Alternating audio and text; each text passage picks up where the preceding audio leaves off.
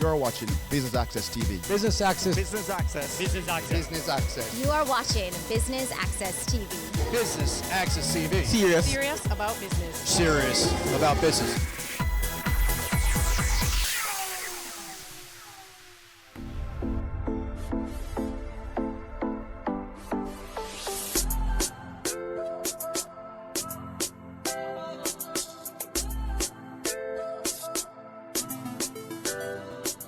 Business Access TV is here at Expo Jamaica 2018 under the theme Advancing Breakthroughs. With over 300 displays here, there's lots to see and taste. Now please stay tuned. I'm your host, Amita Pasadweb.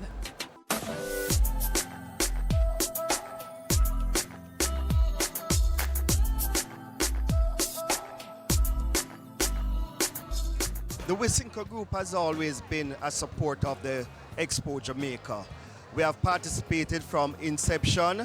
However, this year, being the fact that we are now a listed company on the stock exchange, and given the growth of the Expo, we have decided that we would have partnered with the JMA Expo Association, because we are a strong Jamaica manufacturing company and we support the industry, the manufacturing sector, and as such we decided to be a major partner this year.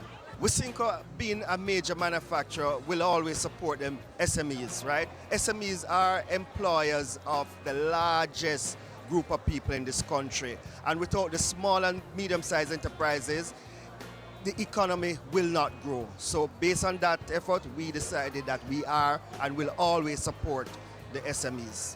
The JMA and the JEA are two iconic institutions here in Jamaica. And these institutions are mainly lobbying institutions, lobbying the government for, pushing the manufacturing sectors and pushing the exporters. So what you find is that over the years, we have been conflicting in what we do as association. And as such, discussion has been held over the last few years that it would have been best for us to merge entities so that we could have a better and stronger voice in lobbying.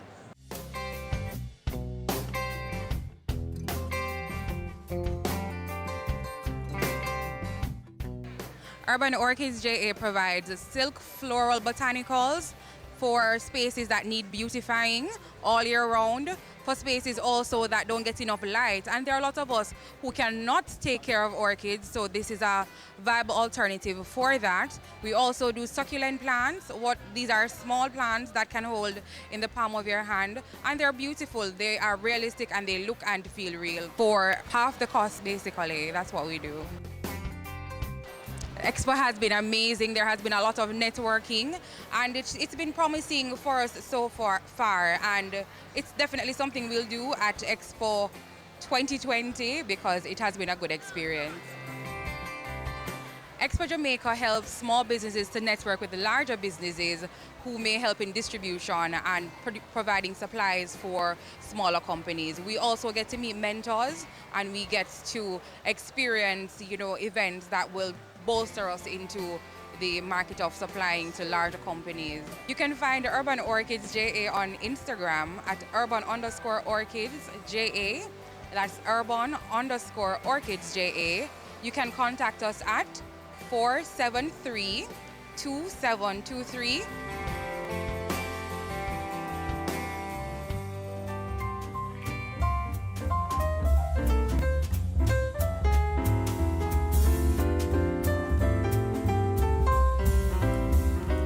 You've been a part of Nationals Bold One. Just tell me how that has helped your business to kind of launch off, and how has that boosted your business?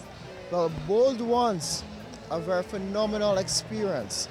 One, the kind of promotion, publicity, and advertising that Bold Ones has helped us to do is amazing. First of all, the official launch our recognition as well. Helping to cement our branding in Jamaica as an authentic premium Jamaican brand. On two of national trucks is our logo and our products, and has allowed persons to actually see our products even better. So it has increased our visibility. And this expo is amazing. the amount of interest, the amount of people wanting to meet us, know about us. We can't pay for this. The Bold Ones has helped us tremendously. And of course, the advice I've gotten from Mr. Butch Hennessy himself, by listening to him speak about small businesses growing and their pains, of course.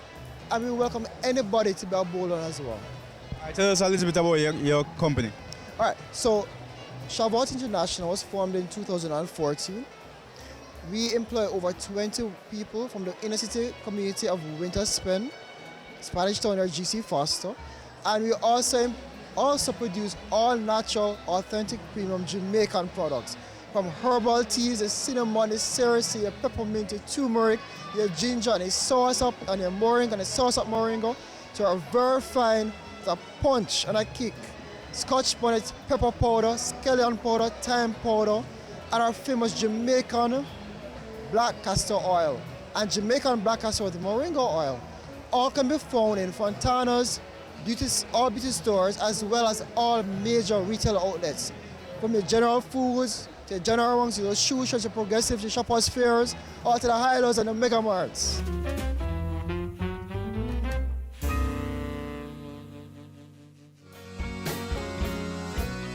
Tell us about how has Expo been for you this year?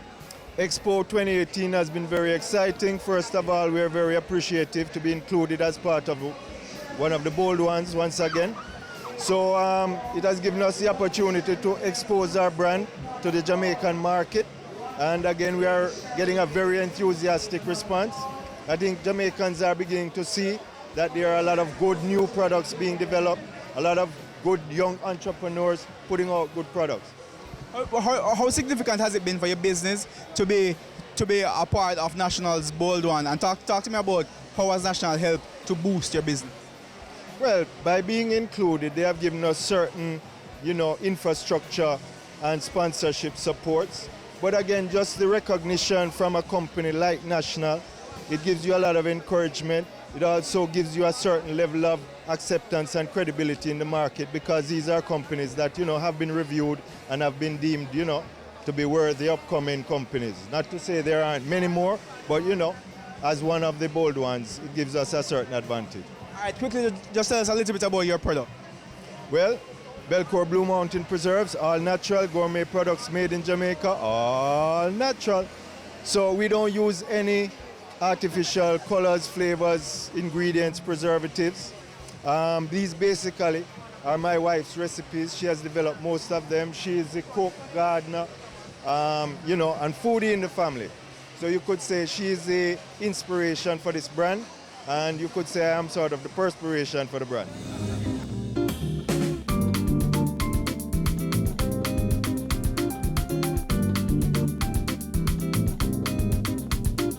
Tell us a little bit about how has Expo been for you so far this year? This year has been very good. In fact, this year is our year in that we have now entered a number of export markets. We're in the UK market. We've gone into the US in Atlanta. And coming here, we've had an order for the Canadian market. So yeah, it has been a good year. How important is the platform that National is giving you, National Baking Company, to your business's success? Very important in that it has provided us with a great deal of exposure, both locally and internationally. We're focusing on our local herb, lemongrass. And what we do is to make a line of skincare aromatherapy products using the essential oil. So we grow our own farm oil, extract our own oil, and we use that to create our premium products. Nature's Goodies, we're a group of farmers that produce, procure, and process all natural food and vegetables. We do our signature product is our pressed plantains, which is green plantains that we process at our factory in Spanish Town. We press it and make it more convenient for you to have it. We vacuum seal it, and you can have it at all the supermarkets island-wide.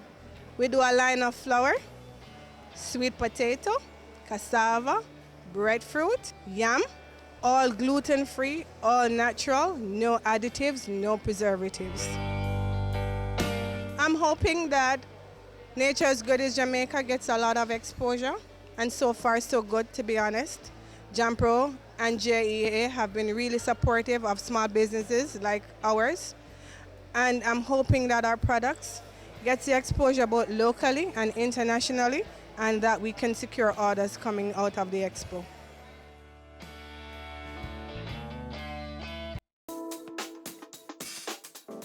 I think Expo in general helped to expose and to market the domestic manufacturers. Today we're proud to be part of it, not only for the benefits that we will achieve as a company, but also for the promotion of the institution, the Jamaica Manufacturing and Export Association, that actually develop and promote this expo, but equally also for Jamaica. So we can showcase to Jamaica and to the world some of the good things that are taking place in the manufacturing industry here in Jamaica. We in general believe it's a great idea for both institutions to merge. Start with the fact that what JMA then promoted was primarily manufacturing, may it be in the construction industry, in the agriculture industry, in processing, or just about every industry. And what JEA obviously promotes is export, the export of the same product. So a merger of both only expand the organization, create great opportunities for export and manufacturing to consolidate and work as one in order to achieve the greater benefits of both production and export. Finally, not only will the merger promote greater production and export, but also in terms of both institutions, we should begin to realize more efficiency and, of course, some level of savings from the merger.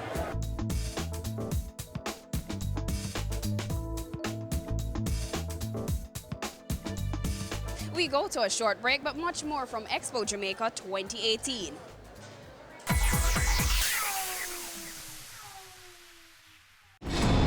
We are back with another exciting, innovative, and inspiring season.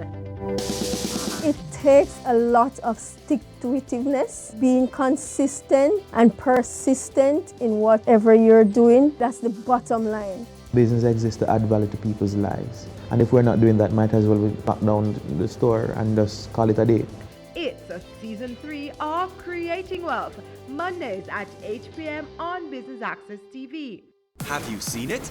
It's BATV Live. Live streams of business news weekdays at 7:30 p.m. Stay on point Thursdays at 8 p.m. with our Business Current Affairs show, and Weekend Business Report Saturdays at 7:30 p.m. wherever you are. Log on to our Facebook page at Business Access TV or visit our website at batvja.com. Live and at your fingertips. Business Access TV, serious about business. Violence against women is a violation of human rights.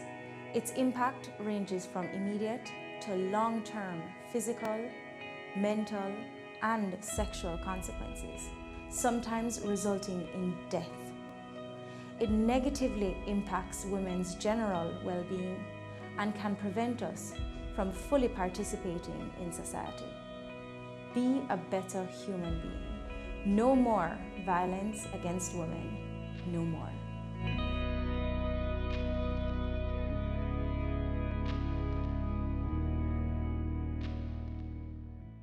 Ready for cable for as little as $100? Ready for no monthly cable bill? Ready for 10 TV channels absolutely free? Then pick up our Ready TV box at authorized stores for $4,500. Hook it up to your TV set, then top it up with Ready Credit for 1, 7, or 30 days. Buy now and get $1,000 free Ready Credit and start watching your favorite shows. Pick it up, hook it up, top it up. Ready TV. Prepaid cable TV when you're ready. Now serving Kingston and St. Catherine. Limited time offer while stocks last. Conditions apply.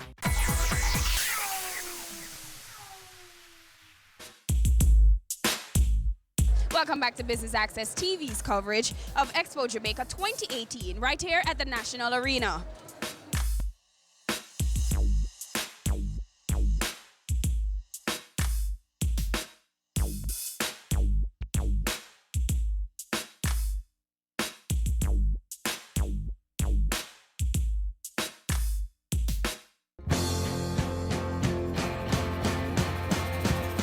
the expo this year, CMU is showcasing additive manufacturing, also known as 3D printers or 3D printing. We've brought over a couple of our printers from the laboratory, and we've been getting a really great response of people they've never seen a printer, so we have been demonstrating our 3D printing technology here. What role do you see this having in Jamaica's manufacturing industry? Well, I actually spent 15 years in industry as a manufacturer. I worked in the digital factory at Siemens. And what I saw in that big company was that 3D printing is really the way of the future. So it's really important for us to be in the first wave of things happening. And so Caribbean Maritime University is really just trying to play its role to develop our people, to give them access to this technology, because it's state-of-the-art technology that's being used in industry today. All right, talk to me about CMU's role in helping to move the country's economy forward.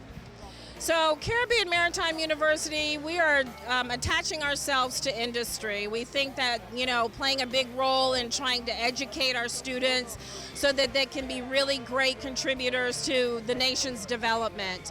We have a couple of really strategic areas that we're focused on: logistics and supply chain, obviously tying ourselves to the big logistics initiative, the logistics hub that we're trying to contribute.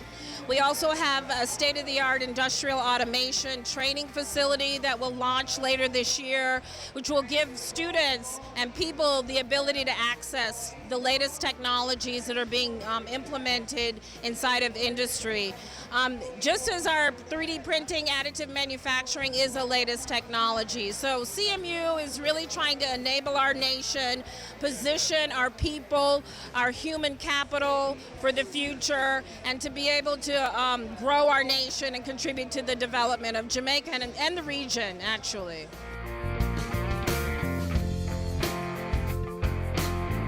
So buckets are a great application for Jamaica. It allows consumers in Jamaica to save money. And it also allows merchants in Jamaica to make money. So it's very simple. So what happens is we have consumers that come on the platform. They can save at restaurants. It's eat, play, stay, and live. Merchants can create deals on the platform. We just require them to create a 15% discount so that Jamaicans can save from those discounts. Once we make a sale, we take 10% commission, and of that 10% commission, we give 20% back to Jamaicans. So everybody gets 2% cash back on the deals in our platform. Tell us some of the, companies or deals or some of the things that would be available. So currently we have deals such as Quartz on the platform. We have Appleton as a vendor, so 15% off local products with Quartz. We have Amazon products on the platform. We have Glad Helpers, 15% off if you need to save money on cleaning your house. Hopefully you don't have a dirty one.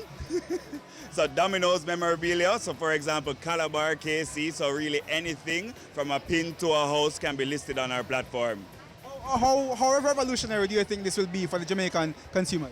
Very revolutionary. We work very hard to bring this product to Jamaicans to allow consumers to connect with merchants across Jamaica on their mobiles. Most Jamaicans have mobiles over computers today, 2.2 million of you.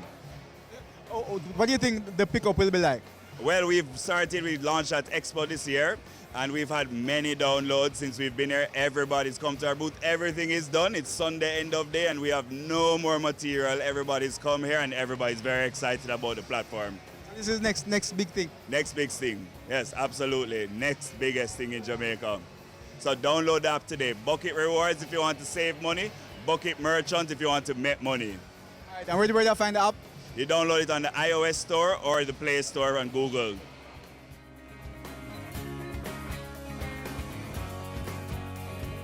Well, this is the first time we've actually come to this, because I saw it advertised before and I was quite interested to come. Just saying, when we came this morning, we obviously got the times wrong, so we went away and come back. So this is our first, so we hopefully will be coming again. So we're just going to have a good look around now.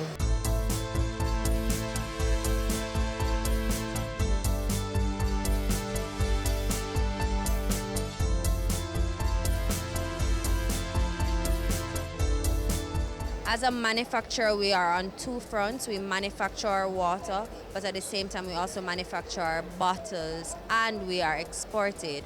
We are available in Cayman Islands, we're available in Barbados, we're available in BVI, we're available in the Caribbean. So as a local manufacturer, especially one that's been around for 13 years, it's important for us to remind Jamaicans, hey, here's a good quality Jamaican brand. Here is the Fiji of Jamaica right at your back door, right in Buff Bay, Portland. When people think about water and Blue Mountain water, they automatically think about at the top of the mountain, not realizing that this small town in Portland, Buff Bay, that you've possibly driven through before, is home to such a high quality water, the only naturally alkaline water in this hemisphere, in the Caribbean. That's a very big deal, and that's in our own backyard. So we are happy to interact with our customers to let people understand that not all waters are equal. There is a difference. Look at your label. Question what's happening with your water. Question what you're drinking, because you could be drinking yourself sick. We're very happy with our Expo execution this year. It's not our first year at the Expo. We try to participate as much as possible to let persons on this side of the aisle learn what an amazing product we have.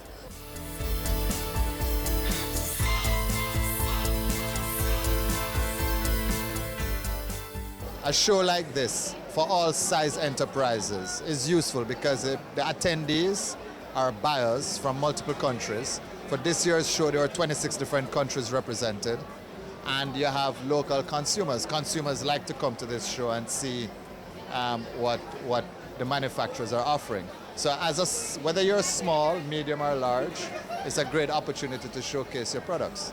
And what is nice about this year's show is there's an area next door that has a lot of small companies featured, and I see them scattered around the main show hall, but over there, really good.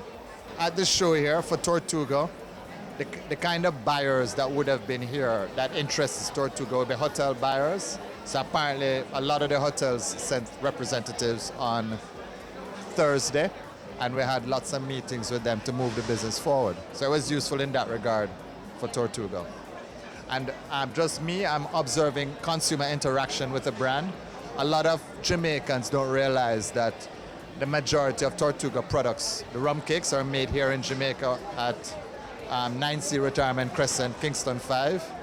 And people need to remember that if they want to take a piece of Jamaica to give to a friend or family overseas, Tortuga rum cake is a good choice.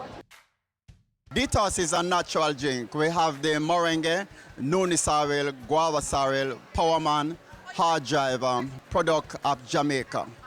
Experience of Expo 2018 is a awesome one. It's the first time being here, and it's wonderful, it's excited, it's a joyful excitement towards me, and I will come every time you have Expo. Jamaica, it is here for a small business. It's growing, and I can tell you, it's an experience that everyone should come here. Even whatever you are doing, it's an experience for you to come, even if it doesn't be a part of it, but learn about it so the other time Expo come, you can be a part of it. And that's what helps you to push your business a little further across the world. So over the past few years, Grace has been involved in the Expo, and we see it as a national development. And this year, 2018, as an exhibitor, we decide to showcase our products, our new service offerings, the different factories, canning meats. And by the way, we will have a new factory opening this year. I won't give you too much details, but I know it will create job opportunities for the local farmers, and that's what we care about, people.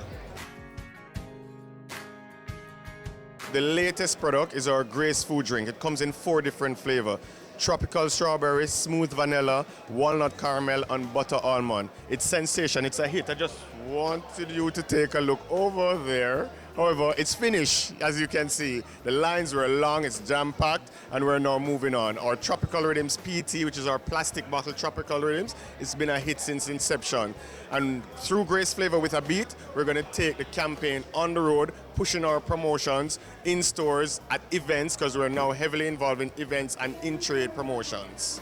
As a manufacturer or as an exporter, you're also a manufacturer. So I think with the merge of the JMA and the JEA, is bringing together a much larger size lobbying group to be able to grow the industry, grow the exports, grow the manufacturing industry, and to be able to lobby government to ensure that we have, and we don't want anything free from government, you know, what we're saying, or from the taxpayers of this country. What we want is an environment that we can operate to be able to grow, so we can grow this economy, because they've tried everything. They've pushed on tourism, they're pushing BPO, they're pushing agriculture, but nobody has ever really focused on pushing the manufacturing sector. And we're just going about it in our own ways. And what needs to be known is that the manufacturing sector, and I have no bones to tell anybody, plain and straight, that we are second to banking, the financial sector, which is the first in the amount of tax. They pay about $55 billion in taxes. The manufacturing sector pays just about the same much, maybe a tad below it, but we're going to beat them very, very shortly. So it is a very important sector. Manufacturing creates wealth in a nation, creates higher scale paid jobs, creates foreign exchange earnings, because you're now reducing imports by producing locally made products and making available locally made products to the industry. So it is a win-win for everybody. And what we want is government, opposition, and the people of Jamaica to realize the importance of this sector to grow in this nation. And we've done everything, but we haven't been able to get the growth. Let's focus on those industries too, which are very important: tourism, BPOs, and agriculture, very important. That linkage needs to be created and grown, but the manufacturing sector is a main industry that's going to carry this nation. We've been carrying it for a very long time, but nobody realized how important. I mean, $55 billion, second to the major taxpayer of this country, which is banking, is now second in line to banking in terms of taxes. That's a big, huge sum that they need to look at and pay very strict attention to. I believe the merger between JMA and JEA is actually a very good thing. I think that there are natural synergies between the two companies, and I think that there are tremendous cost-saving implications. And the merger, to me, would just create a stronger organization. For my company, what I would want out of that merger is just ease of doing business, actually, you know, greater facilitation with doing businesses, especially export business, you know. I think that the JMA understands the manufacturing side of our businesses, and the JEA understands the export side, and where those two can collaborate to help me to fine-tune my business activities. I really look forward to that, and I believe they would be able to deliver that.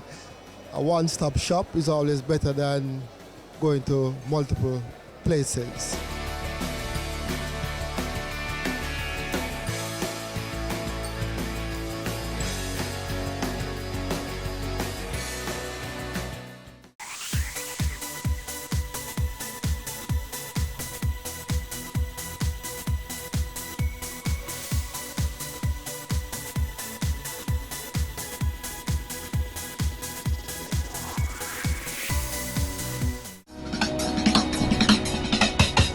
Cameo brings the creative industries to life,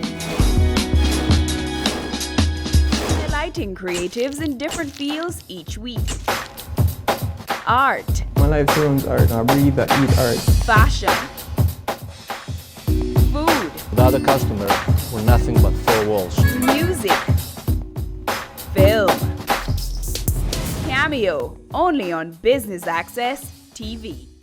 Business current affairs you can relate to. Frank, credible discussion.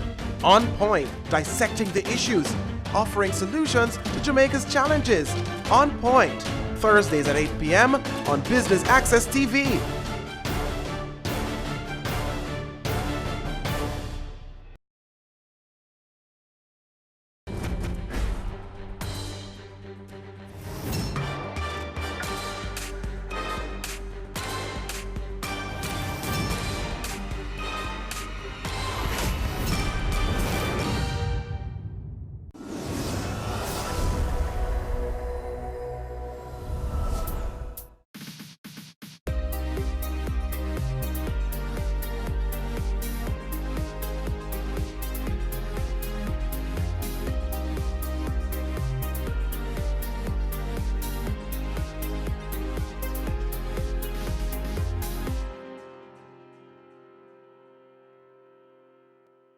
It's World Habitat Day, and this year's theme is even more poignant as we look at how we can use technology to sustainably manage our surroundings. Here in Jamaica, the government, through the Ministries of Local Government and Economic Growth and Job Creation, have been partnering to ensure that all waste produced by human activity is properly managed. One of the latest initiatives is a pilot project which will see the repurposing of tires at the island's dumps as energy for the Carib Cement Company Limited. You too can play your part by properly discarding your garbage. Let's all play our part to make Jamaica the place of choice to live, work, raise families and do business. Our program continues with a message, then the news, so stay with us.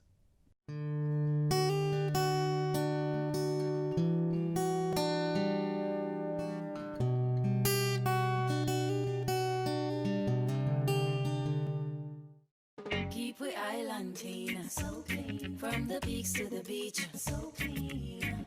No dirty up Jamaica, please don't do it. Keep we island clean, so clean. From the peaks to the beach, so clean. No dirty up Jamaica, please don't do it. No dash, no paper, no dash, no plastic. Dispose your garbage responsibly. No know how to recycle, learn it quick. And if you drop it, better pick up every piece of it. Plastics last forever, don't forget the bits. Cause when them touch the street, them end up in the sea. Collect pan the reef where they fish them feed. And when you want seafood, I eat your Keep eat. we island clean, so clean. From the peaks to the beach, so clean. No dirty up Jamaica, please don't do it. No dirty up Jamaica, no dirty up Jamaica, no dirty up Jamaica, no dirty up Jamaica.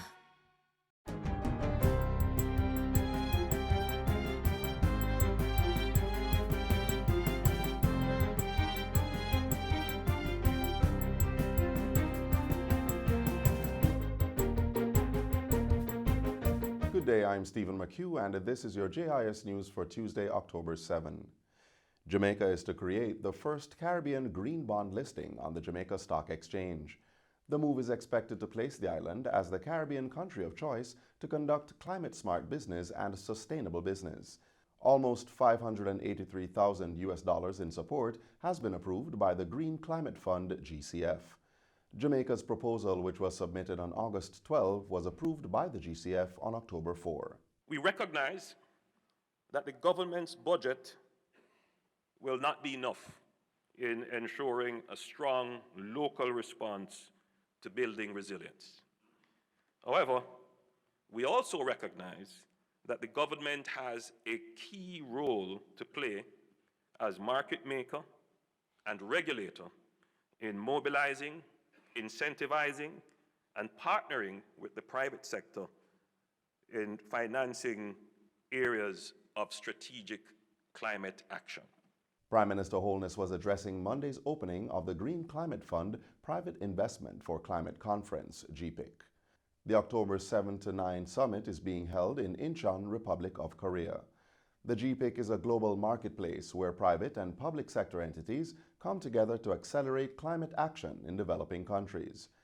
While in the Republic of Korea, Mr. Holness is expected to lead a panel discussion on moving climate ambitions forward.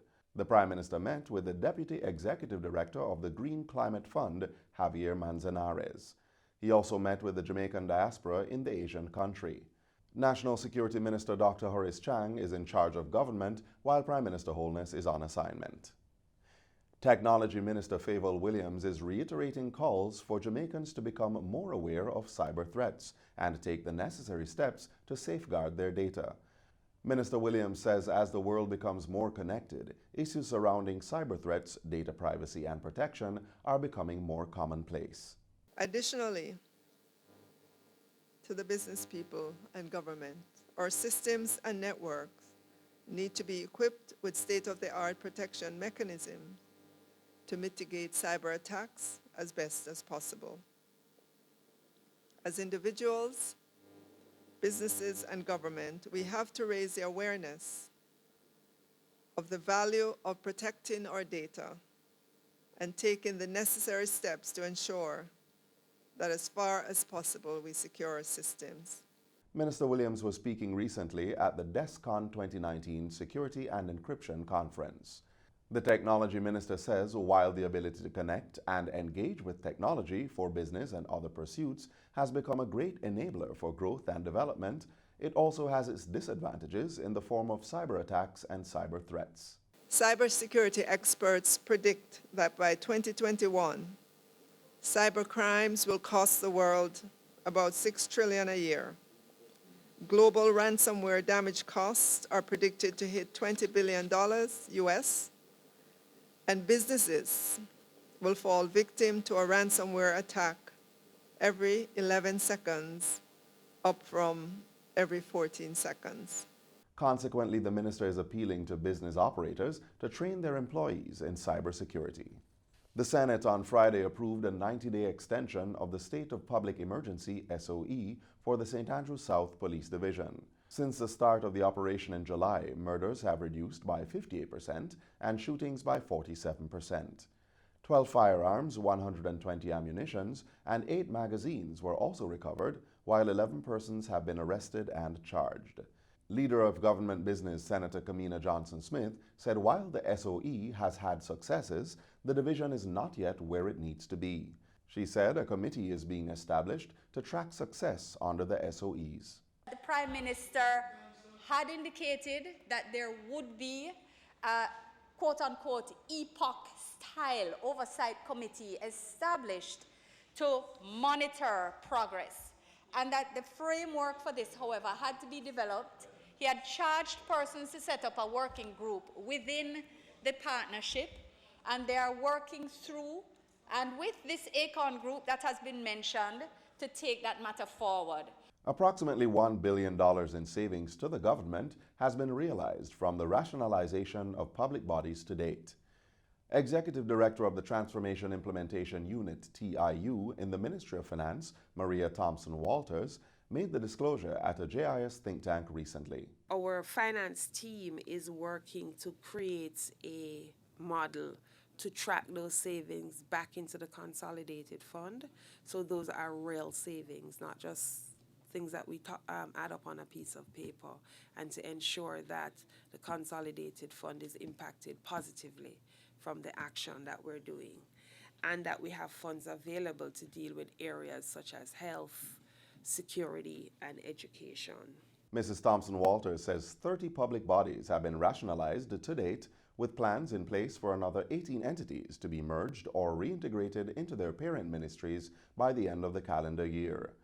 Among the objectives of the rationalization process are to ensure greater efficiency and effectiveness in public sector service delivery, reduce costs, and improve governance. The Ministry of Health and Wellness is urging the public to take precautionary measures to reduce the likelihood of being struck by lightning. Over the last 4 weeks, a child died shortly after being struck by lightning, while a number of schoolboys have been injured by the weather element during football matches. In a release, the ministry states that a lightning bolt is 1,000,000 times more powerful than household current, as it carries up to 100 million volts of electricity. When someone is struck by lightning, an electrical shock occurs that can cause burns and even stop the person's heart or breathing. The ministry says as the latter part of the hurricane season approaches, thunderstorms are more likely to occur, and any thunderstorm is a potential killer since they generate lightning. Persons should therefore pay attention to weather forecasts, allowing time to plan for threatening weather. Stay inside a well-constructed building away from conducting elements such as water and electrical wires or devices. If on the outside, stay away from trees and halt recreational activities in or on water. Wait at least 30 minutes before resuming, avoiding plumbing or electrical circuits. If inside a vehicle, roll the windows up and do not touch the outer frame of the car. If a person is struck by lightning, they should get immediate medical attention. And finally, the government is establishing international branches of the Global Tourism Resilience and Crisis Management Center. The first satellite center will be established at the Kenyatta University in Nairobi, Kenya in December.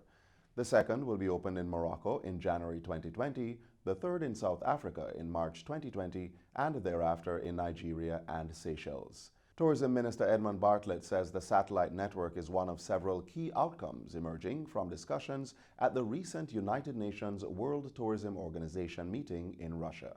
The Resilience Center has also established strong relations with the Global Resilience Council in London. What that partnership after would do is that the council would be responsible for international seminars on behalf of The tourism minister made the disclosure at a recent press conference in New Kingston.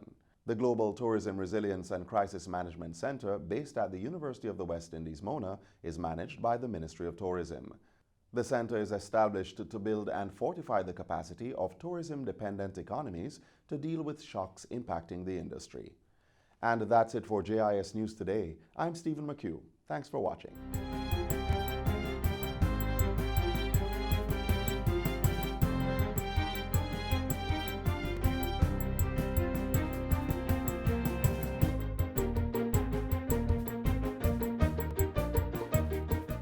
Garbage collection, maintenance of public sanitary conveniences, upkeep of cemeteries, provision of water shops, road improvement, street lights, poor relief programs, community beautification. All these services are funded by you. Yes, they are, when you pay your property tax. Pay your annual property tax to make Jamaica the place of choice for all. Government is serious about providing affordable housing solutions for its citizens. Hear more from Prime Minister Andrew Holness. Now is the time to be optimistic about the future. Now is the time to build the new Jamaica which we all desire. The National Housing Trust NHT will also make owning a home easier. As of May 1, all NHT mortgages will see a 1% reduction in their interest rates. The income bands have been expanded to allow mortgages to access home grants. Prospective mortgages will have access to $6.5 million, a $1 million increase. There will be an increase in the construction loan limit for NHT lots. And starting May 1, the Trust will introduce intergenerational mortgages. This budget is not just giving back to a certain class of people. This budget is providing something for everyone in Jamaica. The National Housing Trust has set aside $39.4 billion to increase home ownership on the island in its 2019-20 budget. Of the 8,640 housing starts to be initiated, 4,714 are expected to be completed in the year. Partnerships have been struck with the Housing Agency of Jamaica to regularize communities in 5 parishes. 33 housing schemes across 11 parishes will be upgraded at a cost of $1.7 billion. The Trust will also be securing communities built through a $2 billion 7-parish police station upgrading project. And the housing component of HOPE will be initiated with a new $1 billion social housing program. We are going to be looking specifically now at people who have physical disabilities and the very poor.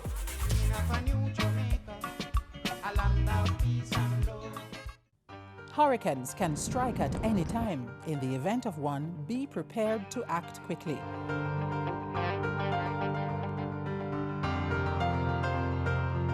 If a hurricane watch or warning has been issued, review your home disaster response plan. Map out likely routes to evacuate if your home is at risk and confirm with relatives or friends you plan to stay with. Also, confirm the location of the nearest shelter. Check your emergency supplies and restock if necessary. Remember, disasters do happen, so be prepared. A key component of ensuring that Jamaicans can access housing solutions is the proper management of our lands. See how the responsible agency accomplishes this.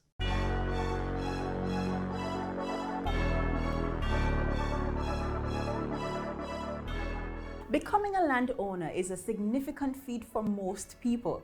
That feeling of entitlement and success of being able to turn your own key and say, "Welcome to my home."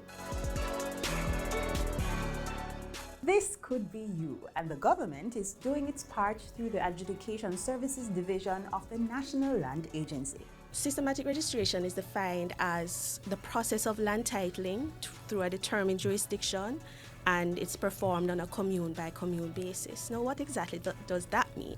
It means that it's the methodical and orderly registration of parcels of land in a designated area using the adjudication process. Adjudication is defined as the process through which existing rights in a parcel of land are finally and authoritatively ascertained. Key things to note: adjudication doesn't alter existing rights or create new ones.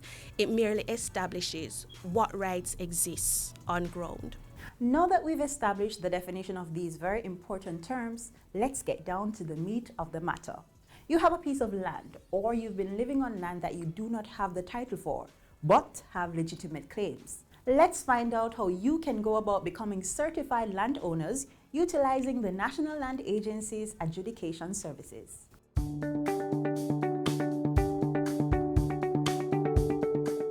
Systematic registration may be new to Jamaica, but it's certainly not new to the world. At the National Land Agency, we have a wealth of information on unregistered land parcels in Jamaica. So currently we know that the parishes with the lowest rates of registration are Portland and St. Elizabeth. So we'll definitely be targeting those two parishes. The mandate of the Adjudication Services Division is to assist landowners who have been in open, undisturbed and undisputed possession of their land for upwards of 12 years to claim ownership of their land via systematic registration using the adjudication process. There's a proposed adjudication process for systematic registration, and we have benchmarked other jurisdictions, and the adjudication process will entail the following. The first is the identification of an adjudication area, project area. The next step will look at what are the areas in those parishes where there's a lot of economic activity, or they're near town centers, probably farmlands, where these farmers will be able to benefit from having a certificate of title to use as collateral security. Once an area has been identified, a recommendation will be made to the minister to declare that area as an area for systematic registration. Surveying will go hand in hand with the adjudication process, so you can look out for the team from the Adjudication Services Division, as they will be situated within the selected communities. These teams will be visiting households parcel by parcel, interviewing landowners and investigating whether or not they have been in open, undisturbed and undisputed possession of their land for over 12 years. The adjudication record, it will be published in a daily newspaper circulating not only in Jamaica but across the diaspora. So it's not only notice to community members and notice to Jamaica, but it is notice to the world that persons are claiming to be the owners of land.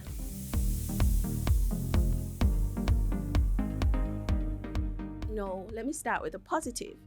Where there are no objections to the adjudication record, as the director, I'll be able to issue what is known as an adjudication certificate. And this adjudication certificate will be deemed to be conclusive proof of ownership. This is now the documentary proof that the person on that certificate is in fact the owner of the land. Where there are objections, however, all these objections will be referred to the adjudication committees, and adjudication committees are established in accordance with Section 9 of the Special Provisions Act to determine ownership rights in land. Now that I've given you the basic information that you need to regularize your status as a landowner, it's now up to you to make that step. All the best.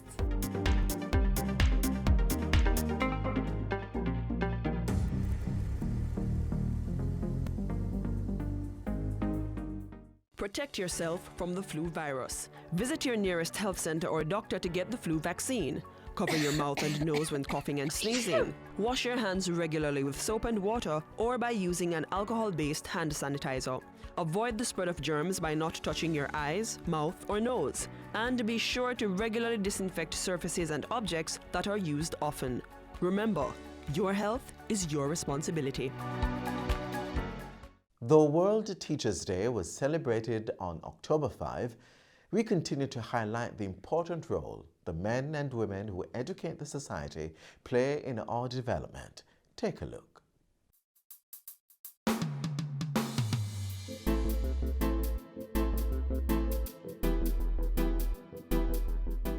Jamaica is becoming numb. We are bombarded with all kinds of savagery and dastardly acts that the level of sensitivity which would spur the nation to stand up and say, no more, that sensitivity, that edge is being dulled, and we're becoming more accepting. It is the teachers who will have to draw the line in the sand and defend our moral standards. Because each time someone is murdered in a community or a child is killed, and then children start to become accustomed to this, there is a devaluation in the importance of life. And if there is no reinforcement of the importance of life, then we continue to slide down this very slippery slope. So teachers have to have in them, and principals in how they structure their schools, programs to reinforce these very important values. You have to care. When everybody else is giving up, you cannot give up. More than the lessons you deliver and the instructions you give in the classroom, you cannot give up on our children.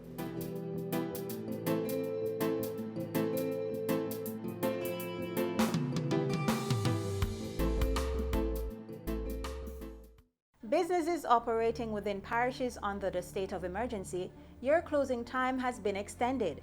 In St. Catherine and Clarendon, clubs, fast food restaurants, petrol stations, and establishments operating under a tavern license, your opening hours are 7 a.m. to 11 p.m. For supermarkets, grocery shops, haberdasheries, and other businesses, opening hours are 8 a.m. to 11 p.m. In Westmoreland, Hanover, and St. James, business closing time is between 10 p.m. and midnight. As we celebrate Heritage Month this October, we take a look at the work of the Jamaica National Heritage Trust in preserving our artifacts. Good day, ladies and gentlemen. Welcome to the Headquarters House, home of the Jamaica National Heritage Trust. We're going to take you through some of the ropes in the methods in conservation, so please come along with us.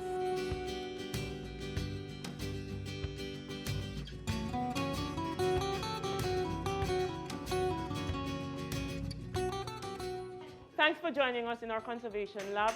We have here working with us Mr. Darrington Ferguson as well as Mr. Frank Gale, and we'll be looking at some of the methods they will be applying to different material types for the preservation of our material culture of Jamaica. First of all, we have here some cannonballs that are usually found with some extent of corrosion. Mr. Ferguson is actually removing mechanically some of the concretion from a cannonball, and after he has removed that, then we would wire it. This wired metal object we would then install in our electrolytic tank. In the process of electrolysis, what we are actually doing, we are primarily reversing the process of corrosion. Once it has been electrolyzed, it would look something like this. So we would then proceed to brush to remove any loose rust that would be left on it. We would then put the iron object in some pure water, which we call deionized water, and that would be heated to ensure that the metal itself would facilitate the extraction of any impurities that might be left in the body of the iron. After that, we would dry the iron object. Most times we dry it in alcohol, and that would remove the water from the body of the object. And after drying, we would take a substance we call tannic acid, applying several coats, and it would form somewhat a stable surface for the iron object. And then the final stage is waxing to provide a coating or a lacquer on the surface of the iron object. Here we have Mr. Gale. He's actually applying orthophosphoric acid to remove slight rusting or corrosion from the case of a sword. He is actually using what we call a chemical as well as a mechanical means of so doing. We have close to it the extractor system, which is used to remove harmful fumes from the atmosphere in order to make the environment a much healthier one in which and a safer one for us to work. Lead corrodes by forming mainly lead sulfide and lead carbonate. So we would be soaking it first of all in ammonium acetate, and that would basically remove within a few hours the lead carbonate. In order to remove any residue of ammonium acetate that might be left on the lead, we would then rinse it quickly for a short time period. Just rinse it in a bath of a very dilute solution of hydrochloric acid.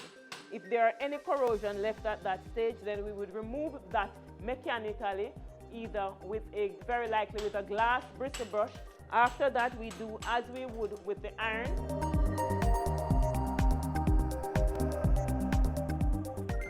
Coming over here now, we have copper or copper material. We have been soaking this copper in a substance we prepare in the lab, which we call alkaline Rochelle salt. The alkaline Rochelle salt will remove from it largely what we call bronze disease. So we soak it in the solution. The chemical will dissolve the bronze disease. After that has been dissolved, then we would rinse in, for example, a dilute solution of sulfuric acid to remove any slight impurities or corrosion product that might be left there. After that, we will, as we do with the other metals,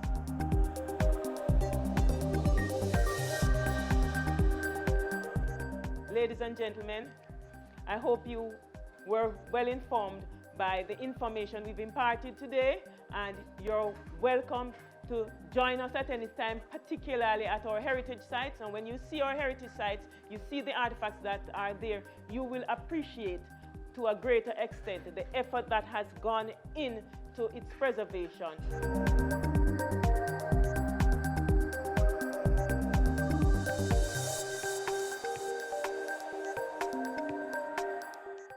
And that's all the time we have on this station, but only for today. We return tomorrow, round about the same time.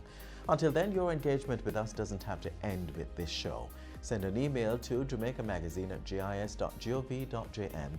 Join us on all the major social media sites. Visit our website and download our mobile app. You may also subscribe to our YouTube channel. On behalf of the entire team here at the GIS, I'm Adrian Atkinson. Thanks for watching.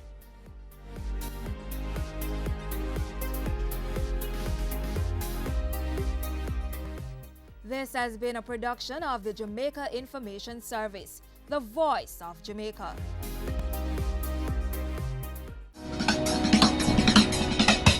Cameo brings the creative industries to life, delighting creatives in different fields each week. Art. My life turns art. I breathe, I eat art. Fashion.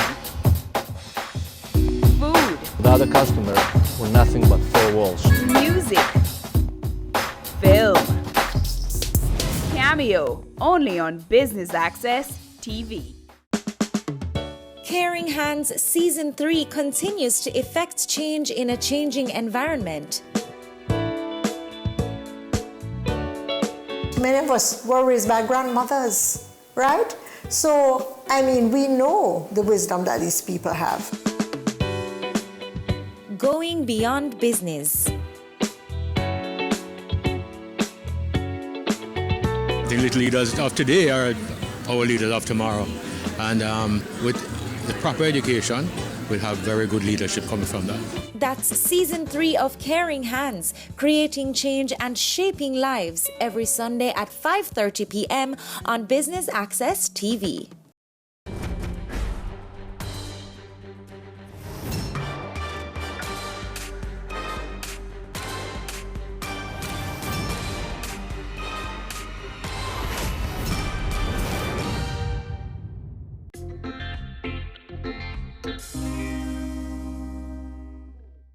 For a real chill experience, having a glass of wine, some tasty food and good company in the right environment is definitely the way to go.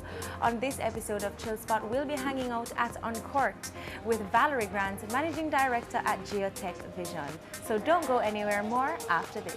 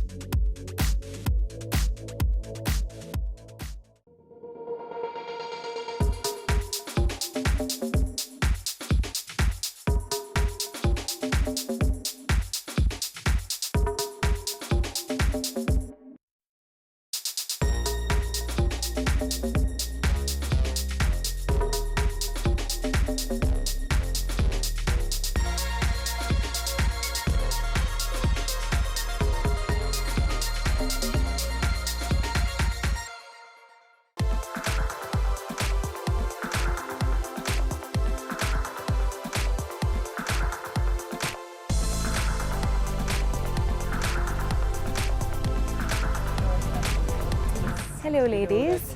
Hi. Hi, Valerie, Candy. Nice to meet you. Good morning, Anna Kay. Hi, Anna Kay, Candy. So we're here at Uncorked. First of all, this is your chill spot. Yes, it is. And this is your business. Tell me a little about Uncorked. Uncorked started in 2011, beginning of 2011. We started as a small little wine and cheese retail business down on Hillcrest Avenue. Okay. And the business did well, and there was clearly a need for that kind of product.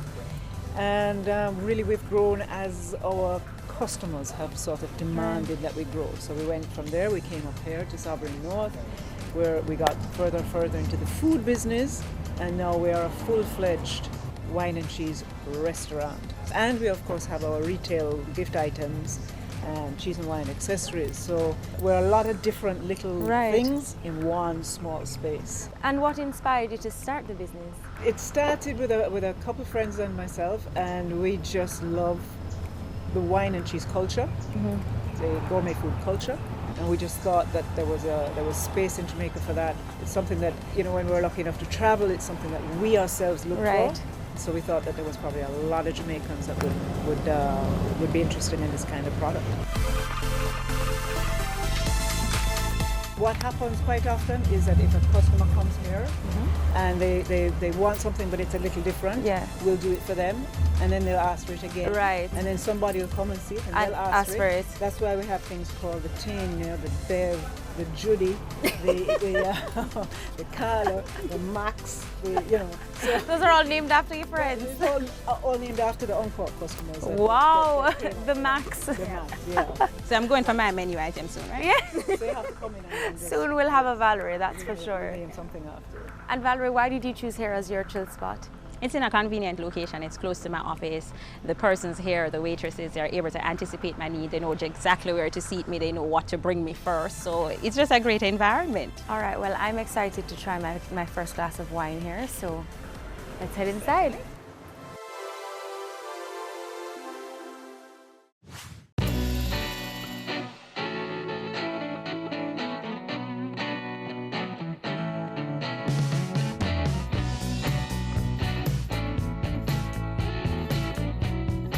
Welcome to Uncorked. My name is Nakisha, and I'll be your server for today. Thank you very much. Thank you, You're Nakisha. welcome.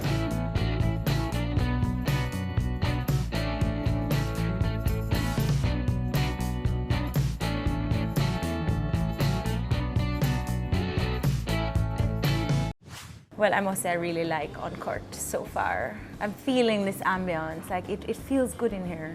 And I'm looking forward to the food. All right, so let's talk about your professional life. So you're the managing director at Geotech Vision. What exactly is Geotech Vision? Okay, well, Geotech Vision is ICT and geospatial technology company. That all And sounds that very sounds complex. technical, I know. So I'm going to explain what that is. So we provide location information for actionable intelligence. So for example, OnCork is located in this location. Right. Their customers come from somewhere. In order to better understand where their customers are coming from, we can do the analysis, we can understand where people chill, where they relax, and you can better target their needs. So we do that in the business space, we do that for governments in terms of planning, spatial technologies. So yes, it's not as complicated as it sounds, but pretty much we use location information to get persons to make wise decisions. And you are the founder of Yes. this company. Yes. Congratulations on Thank that, because you. that in itself is a feat. Tell me about starting a company and what challenges you had to overcome. So there have been many. Starting a company, it's first getting to understand what your market is like and understand how you are really going to service that market. I started Geotech Vision simply because I recognized that there was a gap in the market. There was no company that was offering a customized solution to customers. So while there were other GIS companies in the Caribbean, there was just none that would seek to understand the needs of the customers and not just sell them something out of a box. Right. So this is what we decided to do. So every solution that we provide to our customers, we first do a needs assessment and make sure that it's the right match. And how long have you been doing it now? How long has the Since company been around? 2008. 2008? Yes. Oh, congratulations. Thanks.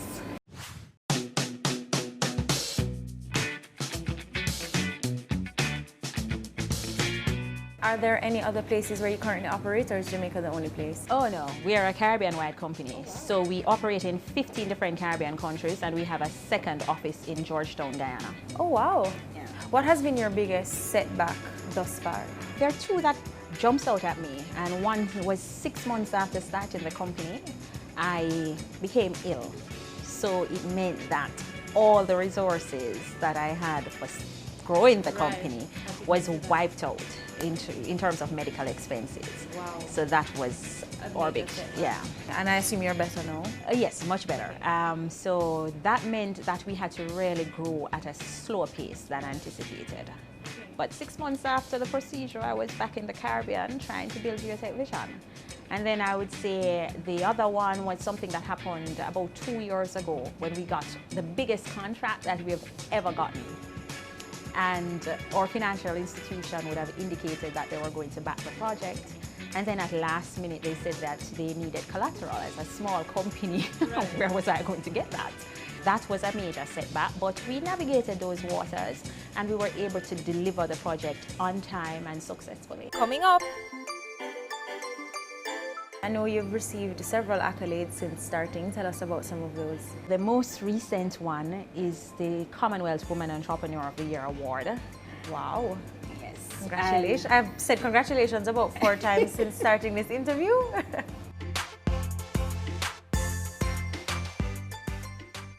It's season 12, and Wealth Magazine Business Access is here to keep you business savvy.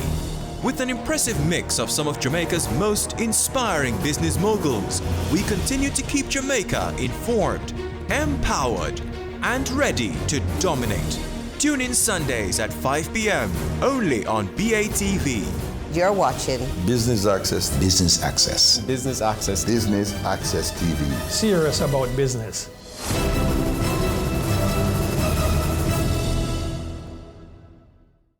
They say it takes a village to raise a child, but the world will one day need the leadership of that child. The time you spend with your child matters. It stimulates their minds and shapes the way they act. Talk with your children. Help them to better understand the world around them and to value what is truly precious. Above all, the most valuable gift you can give them is love. Play, talk, teach, love. Take the time. It makes all the difference. A message from the Parenting Helpline and Ad Council Jamaica. Have you seen it? It's BATV Live. Live streams of business news weekdays at 7:30 p.m. Stay on point Thursdays at 8 p.m. with our Business Current Affairs show and Weekend Business Report Saturdays at 7:30 p.m. wherever you are. Log on to our Facebook page at Business Access TV or visit our website at batvja.com. Live and at your fingertips. Business Access TV. Serious about business. Ready for cable for as little as $100? Ready for no monthly cable bill? Ready for 10 TV channels absolutely free? Then pick up our Ready TV box at authorized stores for $4,500. Hook it up to your TV set, then top it up with Ready Credit for 1, 7, or 30 days. Buy now and get $1,000 free Ready Credit and start watching your favorite shows. Pick it up, hook it up, top it up. Ready TV. Prepaid cable TV when you're ready. Now serving Kingston and St. Catherine. Limited time offer while stocks last. Conditions apply.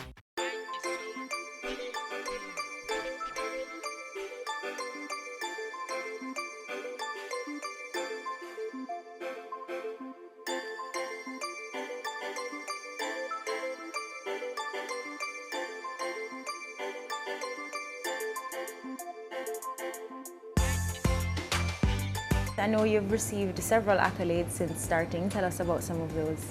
Okay, so the most recent one is the Commonwealth Woman Entrepreneur of the Year Award. Wow. Yes. Congratulations. I've said congratulations about 4 times since starting this interview. Thanks a lot, Candy. Well, with that one, I now serve as a Commonwealth Businesswoman Ambassador until the next Commonwealth Heads of Government meeting in 2017. Which means that as the ambassador, I'm really working with women entrepreneurs across the Commonwealth and trying to make sure that we see how we can help to focus on women entrepreneurs and help them to take their businesses to the next level. So that is something that I'm very excited about. And there is an initiative that I'm actually going to be launching in the next couple of months that speaks to that. It is a crowdfunding initiative that is going to be raising money for women entrepreneurs in the Caribbean, and we're targeting $1 million wow. for 50 entrepreneurs in at least 10 countries. So it's quite ambitious, but we're getting some corporate buy-in. And I love that it's across the region as well. This is not just focused on Jamaica, which is awesome. Yes. It's an awesome initiative. How do you see the process of becoming an entrepreneur in Jamaica? Is it easier or is it more difficult to do so? In Jamaica, we are building a very strong entrepreneurial ecosystem now. We have a lot more support. There's things like Startup Jamaica. There is the Technology Innovation Center. We were a part of the Technology Innovation Center, and for us that was fabulous in terms of support. So it gave us the needed platform to really launch out the needed support that was necessary to kind of hone our skills. We need to expose students to entrepreneurship because they can realize that it's not about just going to school and coming out, getting an education to get a job, but that they can actually create their own jobs. We're making the right steps in Jamaica. We just need to keep doing more of that and keep encouraging and engendering that spirit of entrepreneurship. So did you always know that you wanted to become an entrepreneur? I'm from a family that has entrepreneurial roots. So my mom was self-employed, my dad as well. And so I always knew that I wanted to have a business. But then after graduating from university, I was in private sector. And then being young and naive, I went over into public sector and just thought that I could make the world a difference. Right? When I realized that that wasn't happening, I figured there must have been another way for me to make the kind of contribution I was hoping to make. And then I recognized that there was this huge gap in the geospatial space. It was still relatively new in the Caribbean. And so I said, you know what, let's capitalize on it. So I looked at that opportunity and decided to make a business out of it.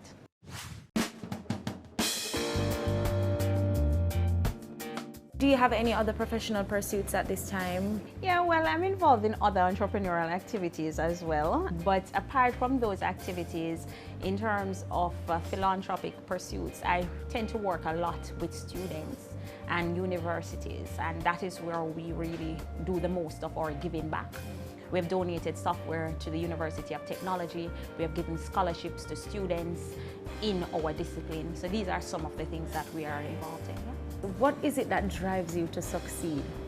There are just a lot of things that are intrinsic motivation, right? I want to see our industry at a given place, and so I want to help to take it there. I want to be the game changer in this space, and so that in itself is a motivation. And to tell you the truth, there were times when it was hard to pay the bills each day for staff and so on, and you wondered whether or not it was just easier to go back and get a job. But as soon as I started having employees, then that wasn't an option anymore. Right. You have to support them or else. You have to support them. And so that for me is something that is constantly in the back of my mind, my team. So I know that we cannot fail because of the type of team that we have. And there are just so many persons that are now relying on the company. So it has to succeed. So that in itself is a motivation. I think one of the things that I want to know as well is how you manage doing so many different things. How do you balance it all? I have a great team. I keep saying it. They are so supportive. I don't have to be in the office for a task to get done. And the way I travel, I'm really hardly ever in the office. But I have a good team, and I try to practice some good time management. I also don't have 8-hour days.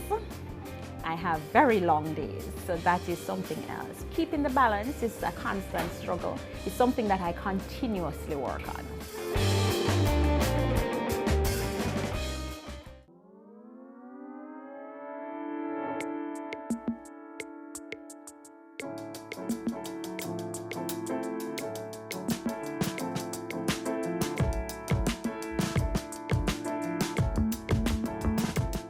What would you say are your aspirations for the future, having already accomplished so much?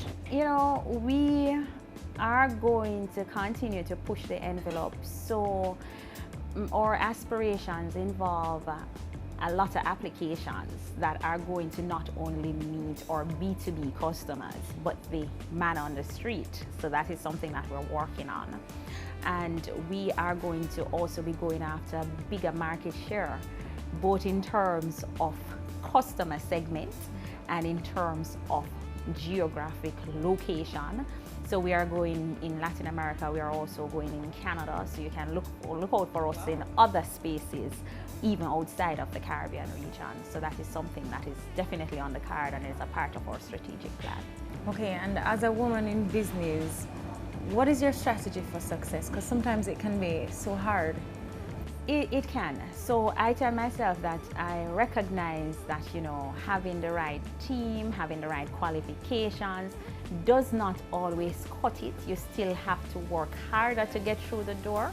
So I normally give 150%, but usually when we get that client, they become clients for life because they recognize the kind of unique customer experience and solution that they receive from us.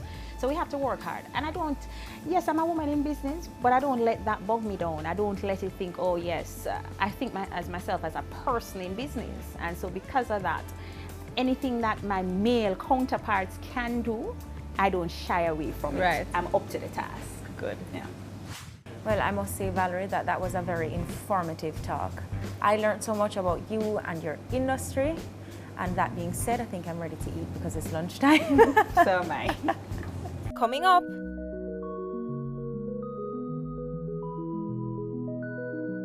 And what are some of your other hobbies or interests now? I'm a badminton person, so when I get the chance, I go knock the shuttles. And I was very pleased that West Indies won the match, so I'm a cricket fan as well. Can you do the champion dance? No.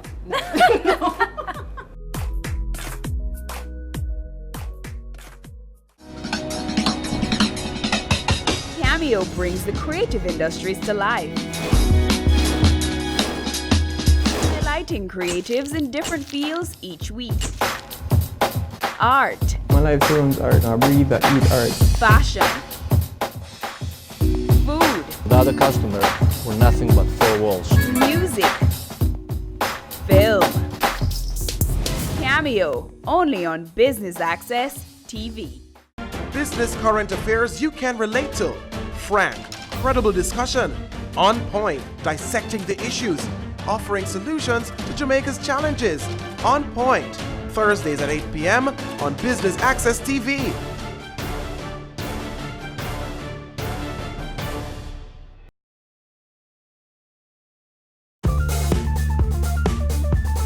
I'm Usain Bolt, the fastest man in the world, and you're watching Business Access.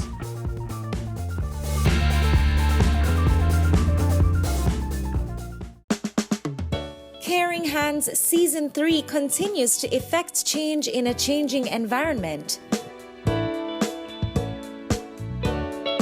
Many of us were raised by grandmothers, right? So, I mean, we know the wisdom that these people have. Going beyond business. The little leaders of today are our leaders of tomorrow.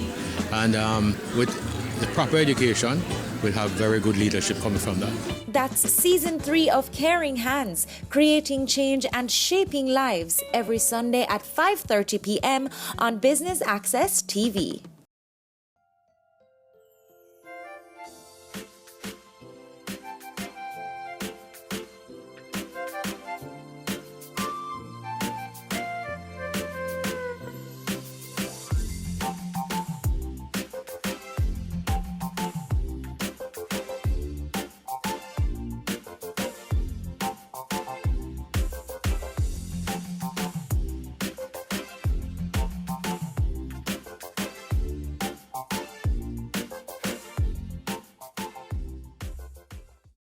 So how was your lunch? Excellent. Yes, I really enjoyed my pasta as well. But now we're going to talk about the personal side of you. Were you born and raised in Kingston? No, I'm a country girl. I'm from Hanover. Hanover? Yeah. So when did you move to Kingston? When I came to university. So do you have any brothers and sisters? I have 3 brothers and 2 sisters. Okay, and you are the 5th child. The 5th child, okay. Yes, yes. All right, so tell me about your childhood. I grew up around my 3 brothers mostly. Well, 2 because one of my brothers is younger than I am. And I used to do all of the tomboy stuff. So I play football because I was really just not allowed to go out in the village and play with everybody else. So we did things together as a family. So we're from a very loving family. We monkey around. We just do crazy things all the time, and we still do when we get together. And what about your sisters?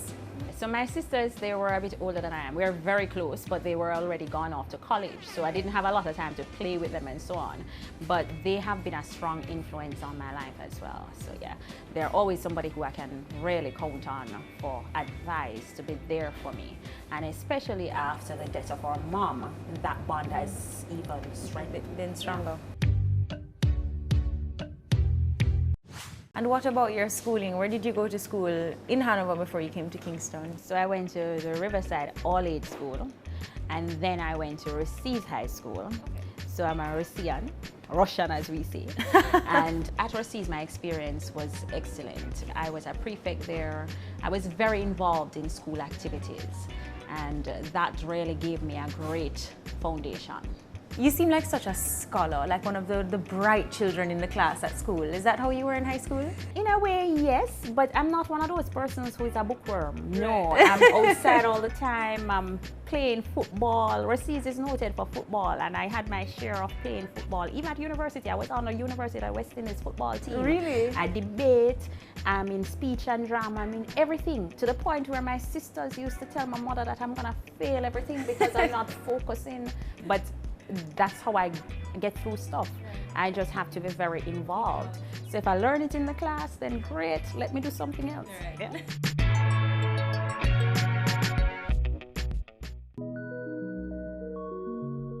Tell us about your husband. How long have you been married now? 3 years, going to 4 years. Okay, and tell us about him. I talk about having a strong support system in a team. Well, I do have a strong support system in a family. He's so supportive of all of my activities. I mean, he allows for my crazy innovations, he allows for all of the travels, and when he can, he also makes the time to even travel with me. So, you know, I do get lots of support from him. And what are some of your other hobbies or interests now? I'm a badminton person, so when I get a chance, I go knock the shuttles. I also like football, so I watch a good game of football. And I was very pleased that West Indies won the match, so I'm a cricket fan as well. Can you do the champion dance? No, no. No. And when we have CPL, I'm at the games. Yeah, my husband is a big cricket fan as well. Okay. So, yeah. That's So something we you do that guys together. can enjoy together, Yeah. right? And if I just want to chill, I drive down to the country, see my dad, Hanover is just such a scenic parish, and I just like to be there. I feel so at home, and it feels like everything else, the burden of the world is off you. So yeah, so that's kind of what I like to do. Lovely. And speaking about long drives and traveling, yes, you do a lot of traveling, and too much. You've experienced different cultures. How do other cultures compare to that of Jamaica's? I want to say that there's really just no comparison. Every culture is unique, but you know what? People ask me all the time, especially with regards to the Caribbean, which is my favorite Caribbean island, and I normally just say Jamaica. And it's not because I'm Jamaican, it's just because our culture is just such a rich culture, and our island is just so beautiful. It has a mix of everything you can think of. If it's the beaches, you have it. If it's the waterfalls, you have it. If it's the mountains, you have it. Like when I lived in the Bahamas, I used to get up and literally miss the mountains because there's just no mountains. From that perspective, I really do like Jamaica. I really do believe that we have such a rich culture. I'm a foodie, so I really enjoyed, trying cuisines from other places. So that's one of the things that I do when I travel. I really like to try the local cuisines, try the wines. Is there anywhere that stands out to you as you say that? Recently in Malta, I had a good experience when I got a chance to go to our estate and really tour the winery, try some of their wines, and so that was a good experience. Okay. Yeah. So things like that, and I try to do that in the different places that I go to, just to kind of get an appreciation for the culture. And I don't like to see places as a tourist. I like to see it the way the locals do. Yeah. Right.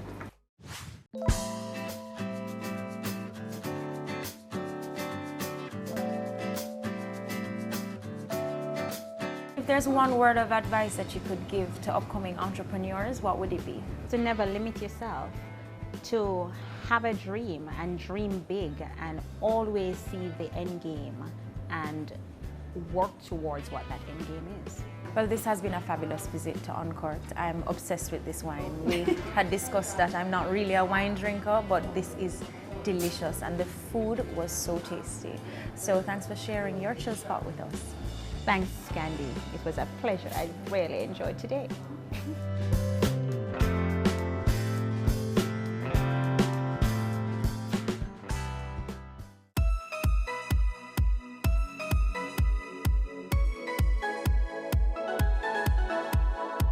Today we took it easy as we chilled at Uncorked, and I absolutely enjoyed our dining experience whilst getting to know Valerie Grant, another stalwart Jamaican, excelling in her field as the Managing Director at Geotech Vision. Until next week, I'm Candy for Chill Spot. Bye! The wine tastes good for true, no? Yeah. Hereafter, I just give you this big speech about how I don't drink and I don't like wine and a thing, and I taste, I'm like, this is delicious. Yeah. And Valerie, why did you choose Uncorked as your chill spot? Well, it's in a convenient location. The people here are able to anticipate my needs. They know where to seat me. It happens. 3, 2, 1, standby, cue, action. They don't know when to tell you, how to tell you to start on the show. Stand by. I'm going to be my own producer. I'll tell myself when to go.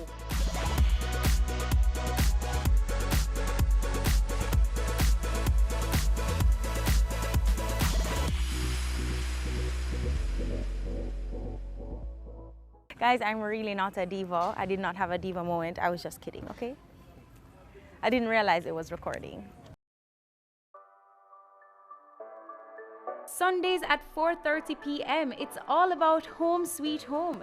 Get your half-hour dose of the business of real estate, from laws and concepts to reality, building, buying, or renting. Or what about trends in decor or renovations? Home Sweet Home will keep you up to date.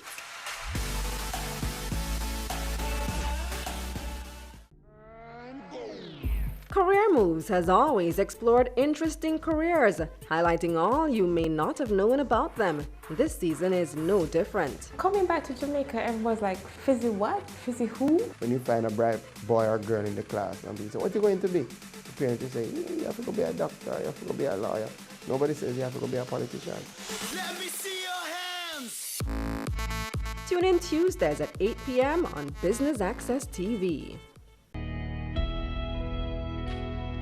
As a teacher for over 8 years, we need to realize that the children are our future. We need to love them, appreciate and respect our children. No more violence against children. No more!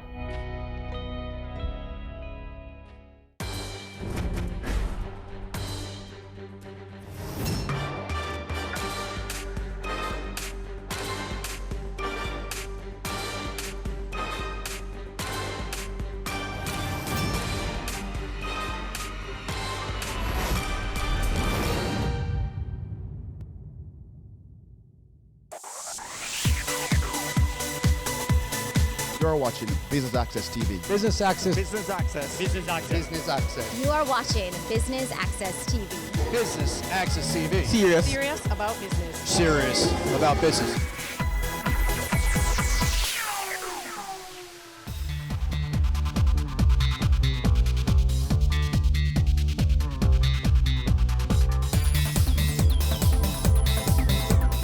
Hello and welcome to Business Access TV's coverage of the Things TT Marketplace. We are at the UWI St. Augustine campus in Port of Spain, Trinidad. We have a full show for you, so let's get started.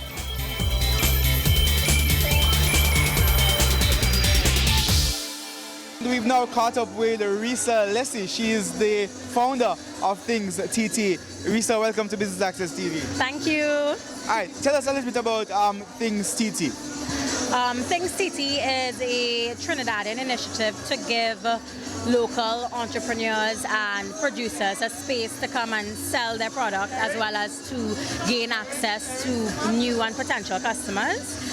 So a lot of the products here are actually locally made. Some of them are handmade, some of them are manufactured locally, some of them are designed specifically for our market. So this is a space where they all gather to sell and kind of promote themselves. How important is a market like this to the overall development of entrepreneurship in Trinidad and Tobago?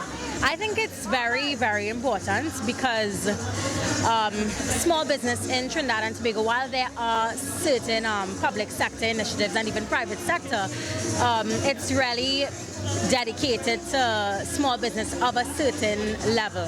So a lot of these persons who are here are very involved in their business. So there may be a one-man show or two-person show. So having them in a space like this gives them the opportunity to grow and develop, learn selling skills, learn their own marketing skills, decide among themselves how exactly they want to position their branding and, you know, project their growth. So I think it's very important. The country is in a recession. Do you think Things TT is now coming at an opportune time and providing opportunities for entrepreneurs? I would like to think so. Aside from the actual physical market, I've launched the online store, which is a more affordable medium for vendors and a more recent, because the market takes place 4 times a year and the online store is 24/7 every day, every month. So I think it comes at the recession has opened up a lot of opportunities for vendors to actually just explore and grow and look at markets beyond Trinidad. So the online store as well offers them the opportunity to sell their products both locally as well as throughout the region and the USA. As a female entrepreneur or a woman in business, how is it in Trinidad and Tobago? Being a woman in business, I would admit getting into it, I had reservations because I wasn't sure about the business climate. But being in it, I would say it's not that much of a disparity between a male and a female dynamic, and it's actually been an area that I was kind of researching more to see if women are disadvantaged, but no, well, if you look around, a lot of the business people here are actually women. So, yeah. All right, Risa, thank you so much for joining us here on Business Access. We're going to look around and talk to some of your vendors. Okay, awesome. Thank you.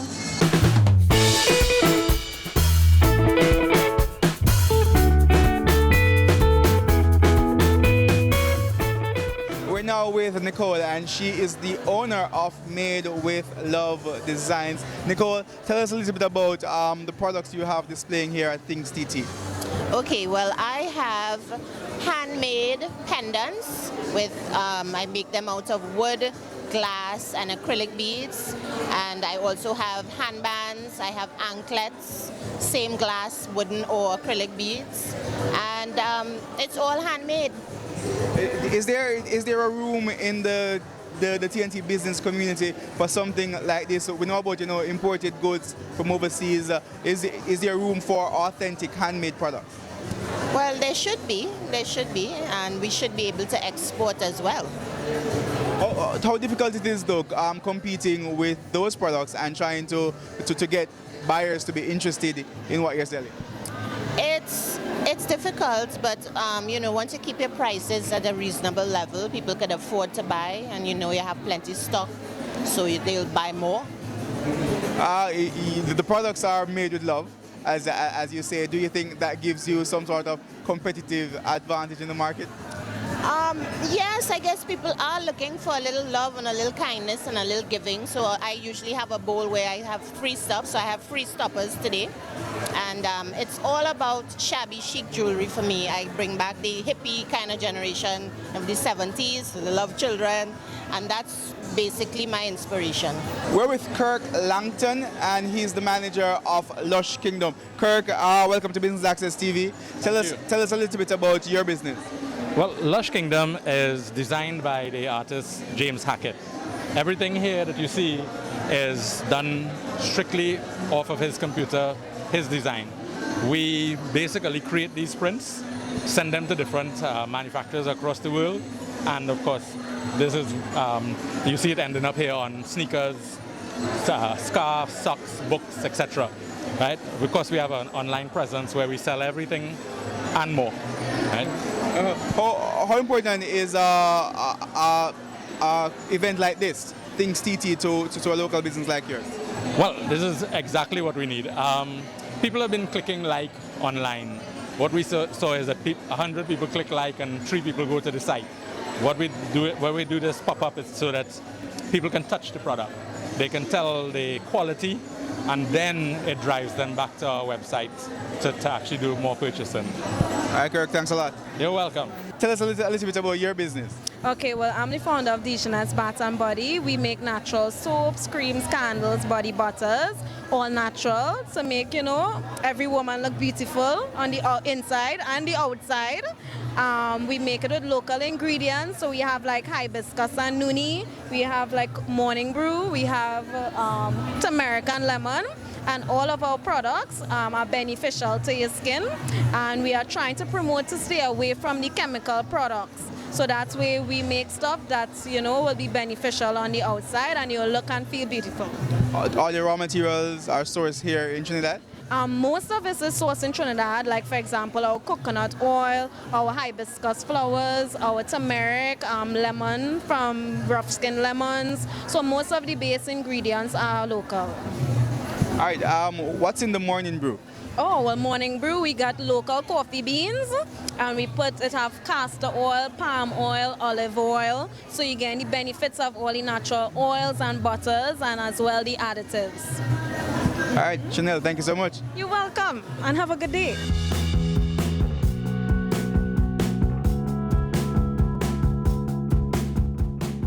We take our first break on Business Access's coverage of Things TT. We are here in Trinidad and Tobago. More when we return. Your business matters. Business Access TV offers you the most innovative and effective advertising solution for your business, specializing in B2B sales, cost-effective solutions, the customers you want, the repetition you need. No matter the size and nature of your company, your business matters. Call us at 876-618-2870 or email us at sales@batvja.com. Business Access TV, serious about business.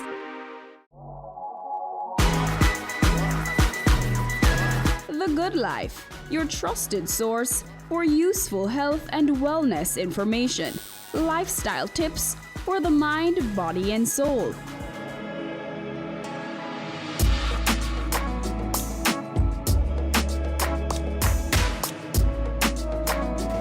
Tune in Tuesdays at 8:30 p.m. on Business Access TV.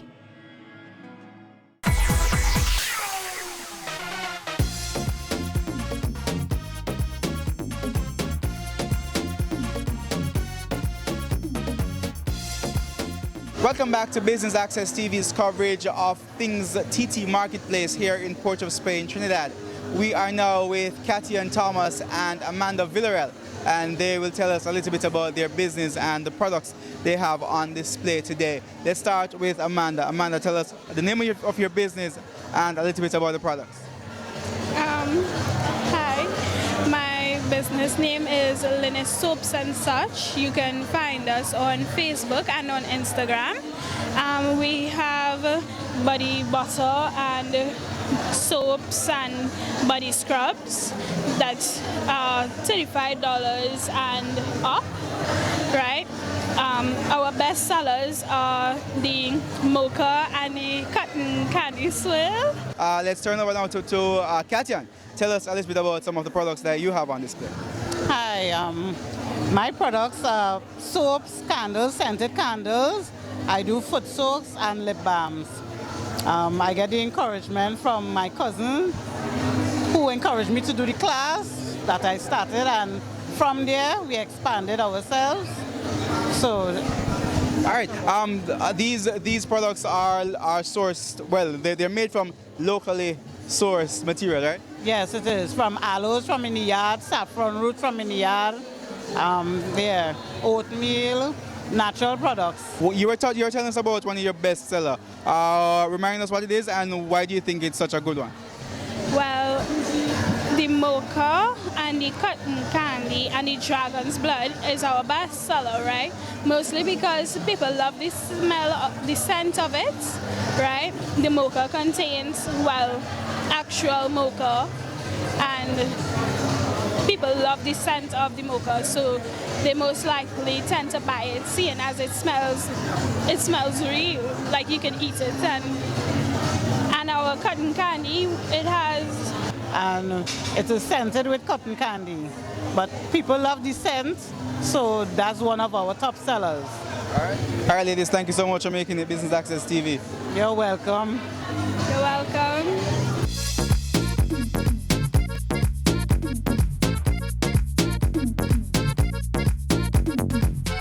My main products, what I focus on right now is my peanuts. I do scorpion pepper peanuts. As you can see, the hottest pepper in the world, I would say.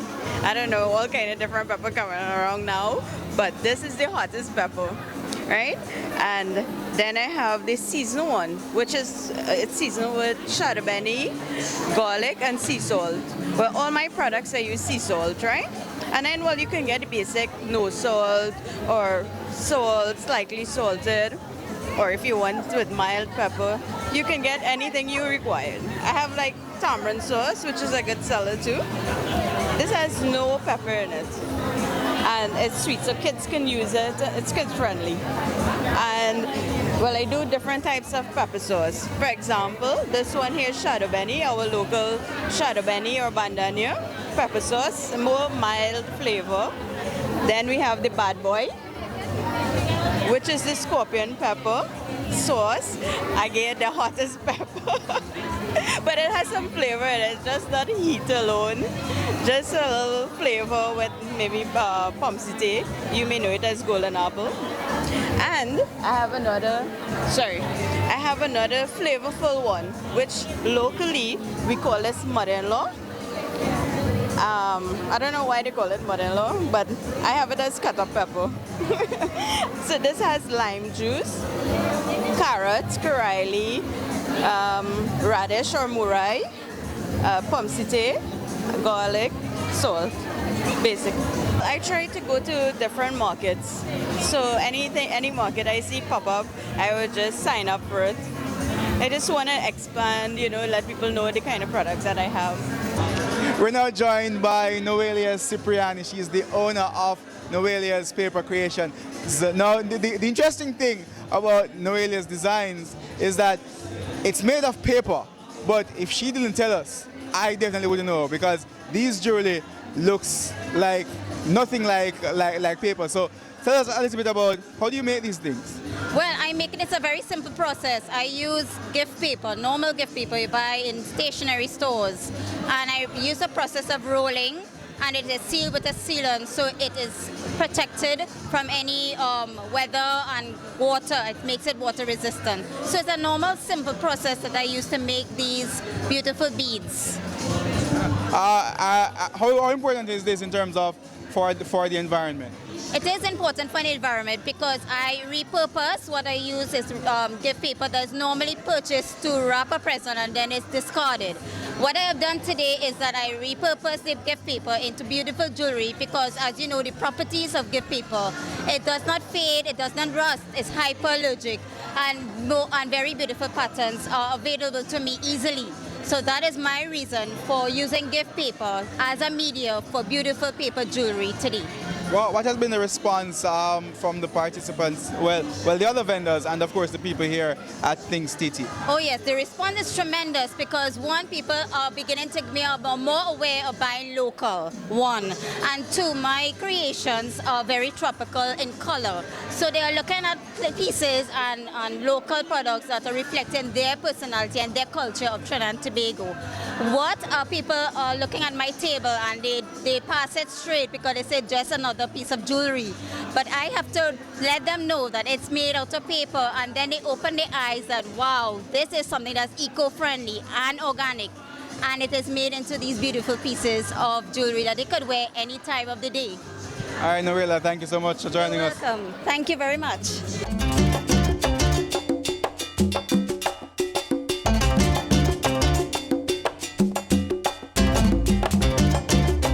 Cheesecake House is the only local company that has 101 different flavors of cheesecake. We have an organic line where we have eggless, gluten-free, dairy-free, and vegan cheesecakes. So more or less where most of the cheesecakes has basic flavors, we sort of incorporated a lot of our local fruits into it. So like avocado, soursop, passion fruit, flavors that you wouldn't usually hear in cheesecakes to create something different, even sorrel and panchakram for the Christmas time.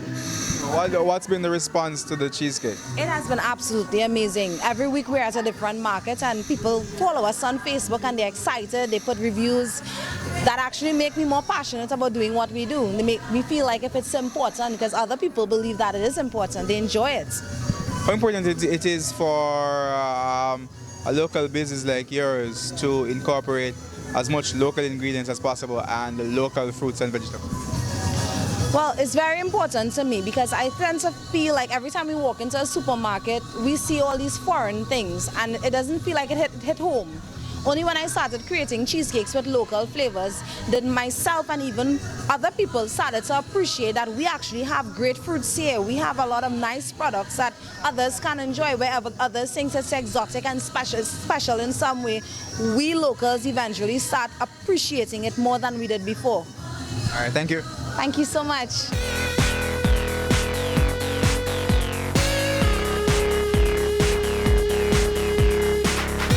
We have so much more for you from Things TT Market here in Port of Spain, but that's on the other side of this break, so stay with us. Business current affairs you can relate to. Frank, credible discussion. On point, dissecting the issues. Offering solutions to Jamaica's challenges. On Point, Thursdays at 8 p.m. on Business Access TV.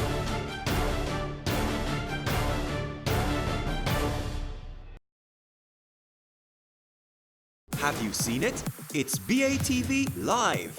Live streams of business news weekdays at 7:30 p.m. Stay on point Thursdays at 8 p.m. with our Business Current Affairs show and Weekend Business Report Saturdays at 7:30 p.m. wherever you are. Log on to our Facebook page at Business Access TV or visit our website at batvja.com. Live and at your fingertips. Business Access TV. Serious about business.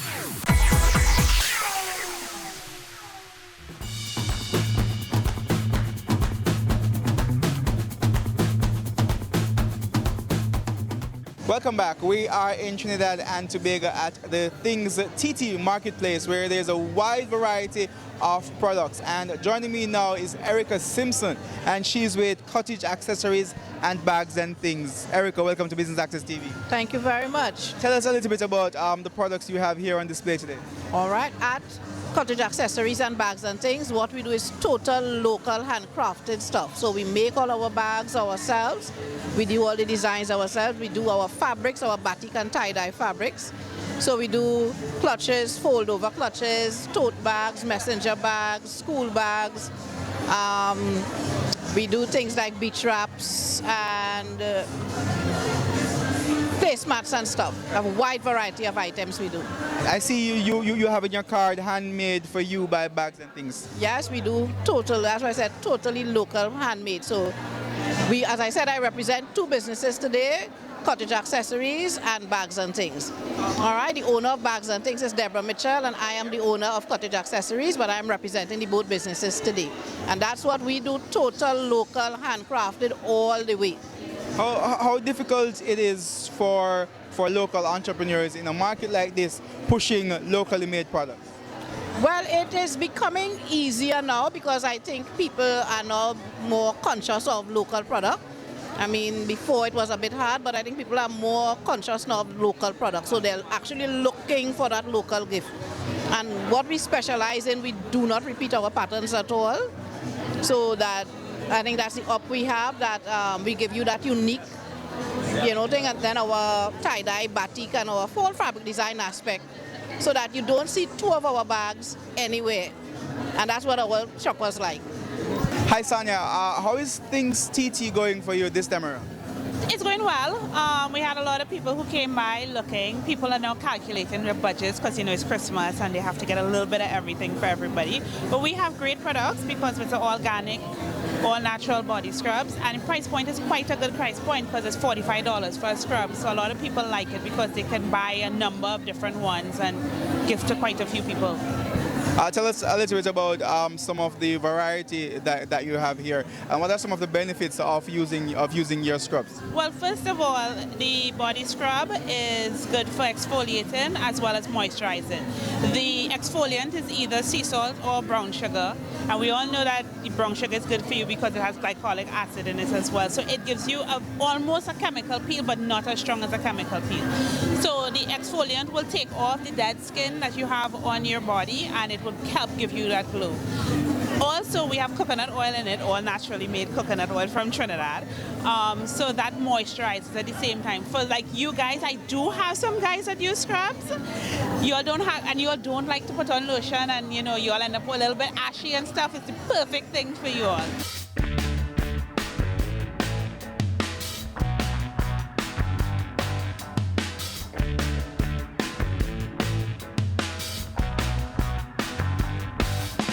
Hi, my name is Marianne from Delcuore Designs, Trinidad and Tobago Art from the Heart.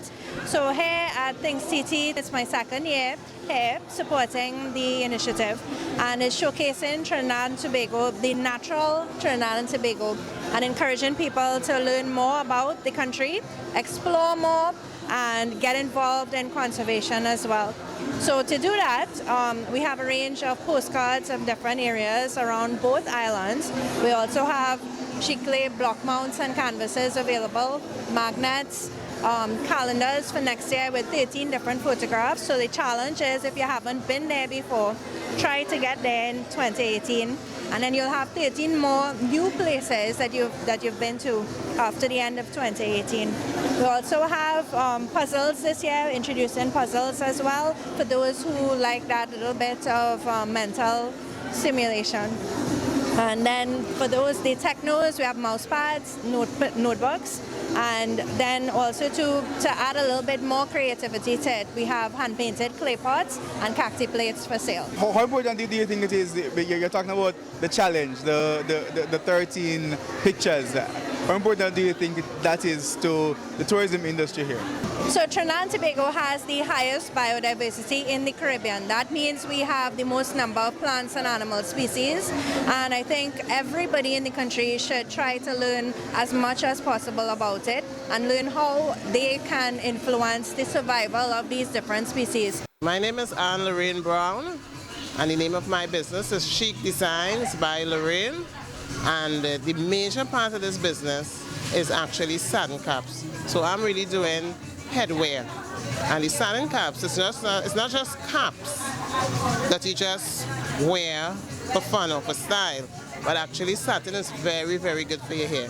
So I have a little information here, the benefits of satin for your hair, which keeps it soft. It keeps the hair products from transferring from your hair onto your pillowcase and giving you acne and that kind of thing. It also breathes. And then additional to that, I have the satin pillowcases. So the satin pillowcases along with the satin caps gives you a real comforting rest at night. I also have the turban headbands, which really came from my customers. They said to me, why not make something that we can wear outside when we have a bad hair day? Because the satin caps, they started wearing it on the outside, but actually it's for sleeping. Or you wear it in the house when you wash your hair and that kind of stuff. And I decided to make the turban headband in 2 styles. So this is either for a bad hair day, or some people tell me, and we have no hair, so we need to cover our heads. So it serves a good purpose. Why did you decide to be a part of Things TT Market? Okay, Things TT, I heard about Things TT before. I came to a few of their markets, and I just love the layout. I love the ambience and the atmosphere of the entire thing. So I decided, you know what, before I couldn't do it, but now my time is more available. So I decided to come into the market and have fun here today.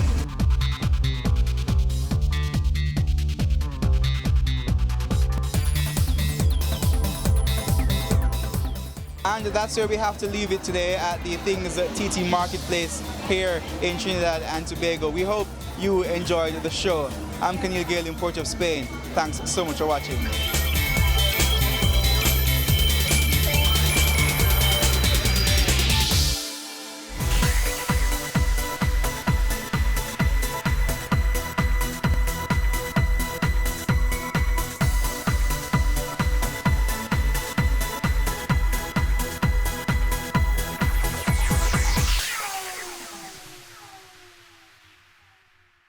Now presenting the Jamaica Social Investment Fund ICDP Enterprise Development Project. Entrepreneurial Grant Business Pitch.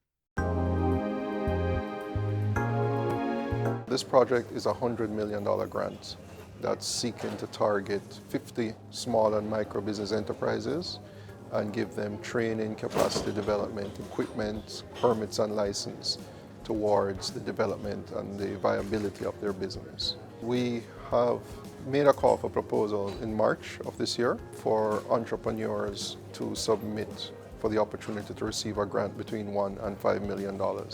We received more than 500 applications, and so we have now shortlisted them to 100.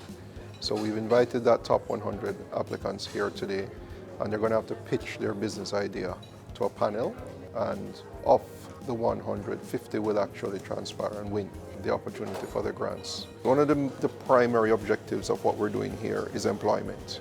We want the business to be able to sustain not only the principals as the owners, but we also want the business to be able to employ at least 2 people.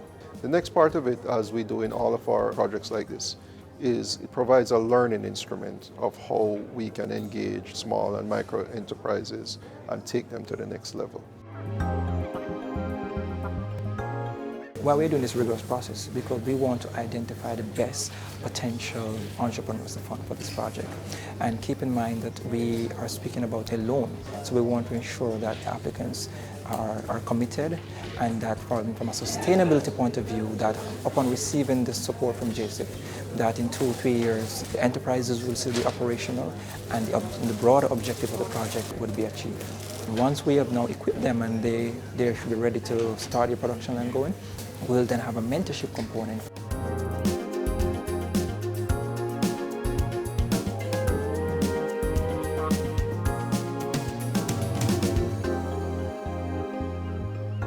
It has been a very competitive process.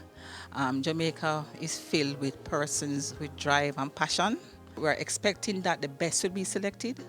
And then for those who are not successful, we are also hoping to link them to other providers of services, because I'm telling you today, from what I've seen, it is an excellent, excellent, excellent opportunity.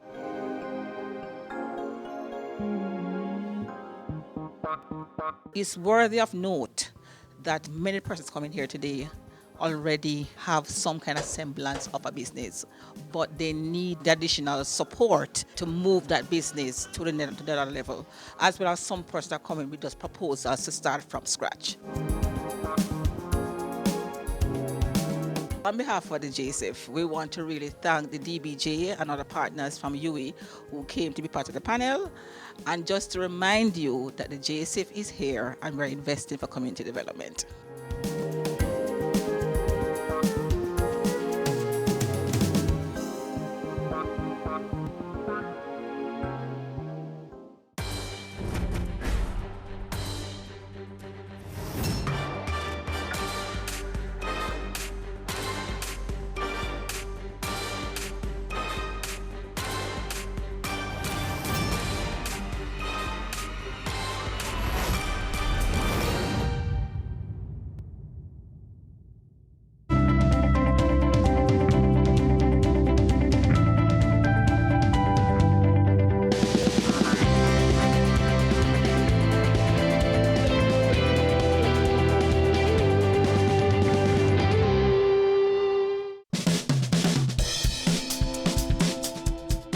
My name is Dorrit Watson. I am Managing Director of D Next Step Sandals and Accessories Limited.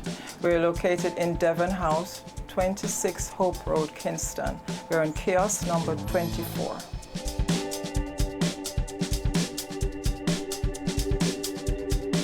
The idea came about because when I lost my job in Florida, I was in charge of human resources there. I came down here on vacation and I kept having visions after I went to the market in Ocho Rios. And I kept having these visions about sandals for about, I was here for 2 weeks, every night it was in the vision. So that's really the beginning of how it really got started. And it just kept going from there, from strength to strength. About 2003, the idea started to flow where I was having people make the sandals for me and come up with some ideas and have them make it for me. And afterwards, we started our own company. So really, we started in Florida, making them in Jamaica, taking them to Florida, and then we just decided to start the company here locally. We manufacture handcrafted leather sandals. We do for male and female. Well, our major market is the female sandals. Our brand gives the customer the opportunity to really create their own look. Customization is always here. Size don't matter. You can pick, we have a wide selection in the store to choose from. But if you want to take our design and tweak it, we allow that to happen. And you can pick the colors you want to blend the colors. And people really like that a lot.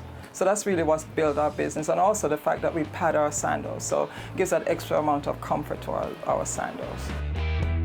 The funds for the business really came from my redundancy money from who I borrowed, money that I had saved up. It was every penny that I could get my hands on. And because I wasn't familiar to shoemaking industry, a lot of my money was, I wouldn't say wasted, but was put into trying things. So it was really just every money I had was in it, and then I started borrowing a little money here, a little money there. Later on, we got a couple of loans, but now we are practically debt-free. I run my business just like I run my house, which means if I don't have it, I don't really spend it. And I always make sure that I have enough money in the back to keep me going, don't matter what. So we're not big on funding outside the company. I try to make whatever we receive in, run the business. The money we used originally was really on leather, and it was really exploring different types of leather, what is good to make what. Because I wanted to make them a little different from what I was seeing on the street, it means that I had to really always go out of the box. I was always looking for that different material that's not available. That's why people say, oh my God, I didn't even know that was leather. It looks so pretty, because I look for leather with patterns on it and bright colors that you could blend with other colors. So a lot of my money was invested that way. And then there was buying the initial equipment to get it done. Although it was done by hand, we still needed a sewing machine, and then I bought like 3 of them before I realized I was buying the wrong machine. But eventually we figured out what the right machine should be. So you do spend a lot of money that way when you just started out, because you're doing trial and error, and that's the only way you're gonna know how you're gonna fit into the market, is to try it and see if it works. We are profitable. We're profitable, and I judge my profitability more than the fact that I don't have to borrow any money to keep going. So, do I have millions in the bank? No, but I have enough to keep us going, and I have enough always to have in the bank that I have 2 weeks payroll. So if nothing was sold for 2 weeks, I can still pay my staff. So if after 2 weeks, then we got nervous, we got worried, but for that time, we figured it out. We were really operating out of the factory at Hero Circle. A lot of people, we had the factory there and we also had a showroom there. A lot of people weren't very happy with coming to Hero Circle.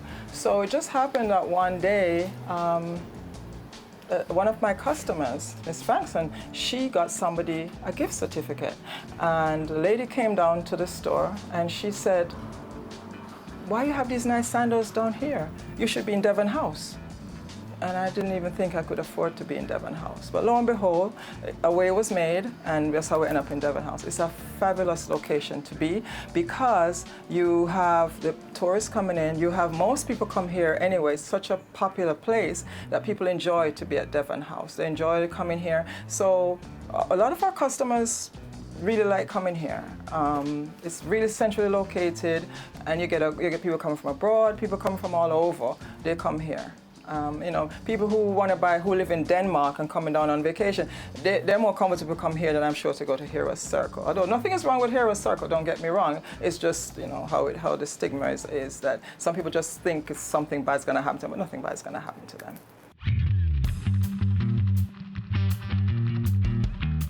My senior person, we found each other more or less, but most of the other people that work with us come through Heart. So we take them and we train them. They're very young. Most of the time we get really good people from there, and lots of them stay with us and they hone their skills and become, you know, we train them from scratch, we train them our way, because the important thing about D-Next, it has to be made our way. We don't want you to make it your way. So it's good that we take them and we train them to make the sandals our way.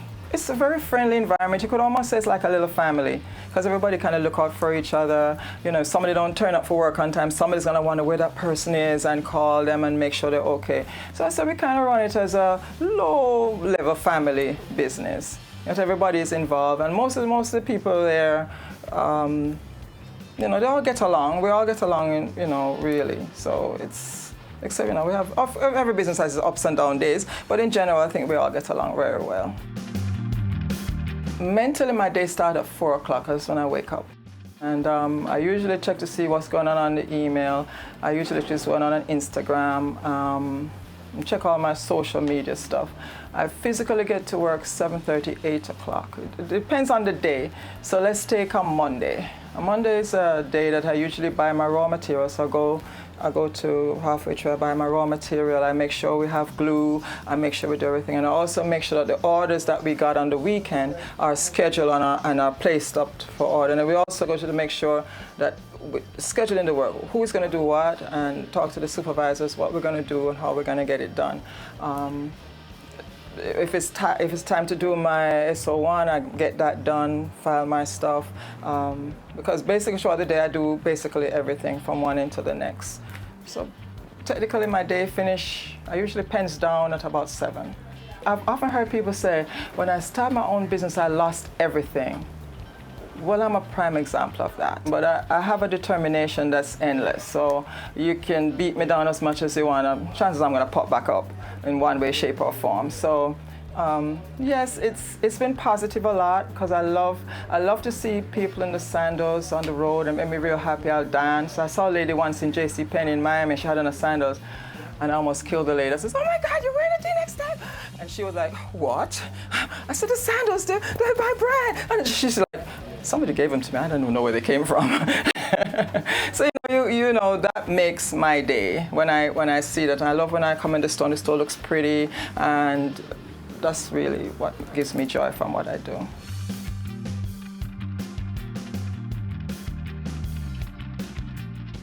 Have you seen it?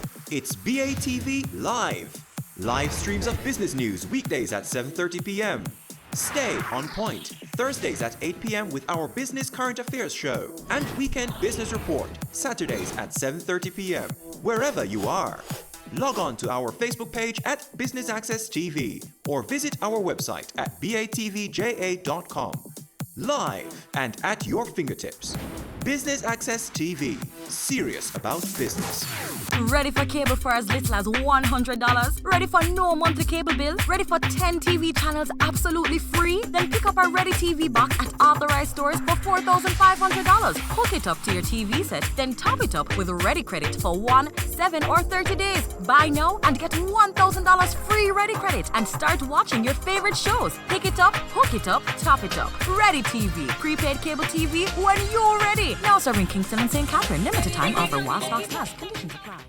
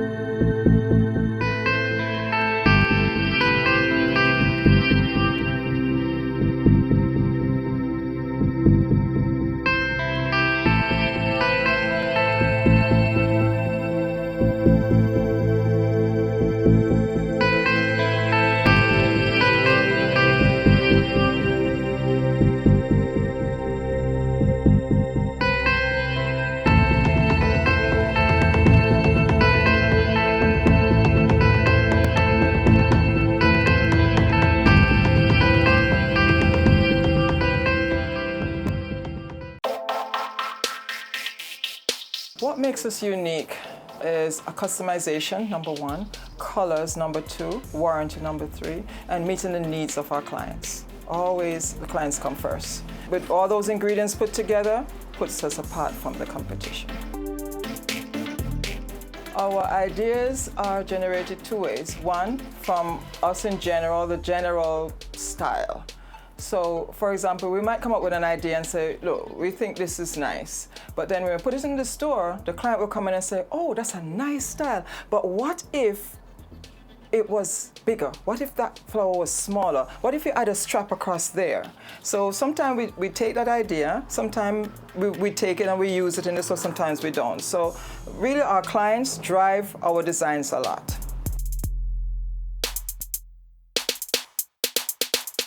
Once you do quality, people will recognize it and they will see each other. I'll give an example. Somebody walking in New York City saw somebody in the sandals and thought it was from one of the stores in New York City and was so surprised that it was made in Jamaica. She came to Jamaica, first thing as she got off the plane, she came to our store.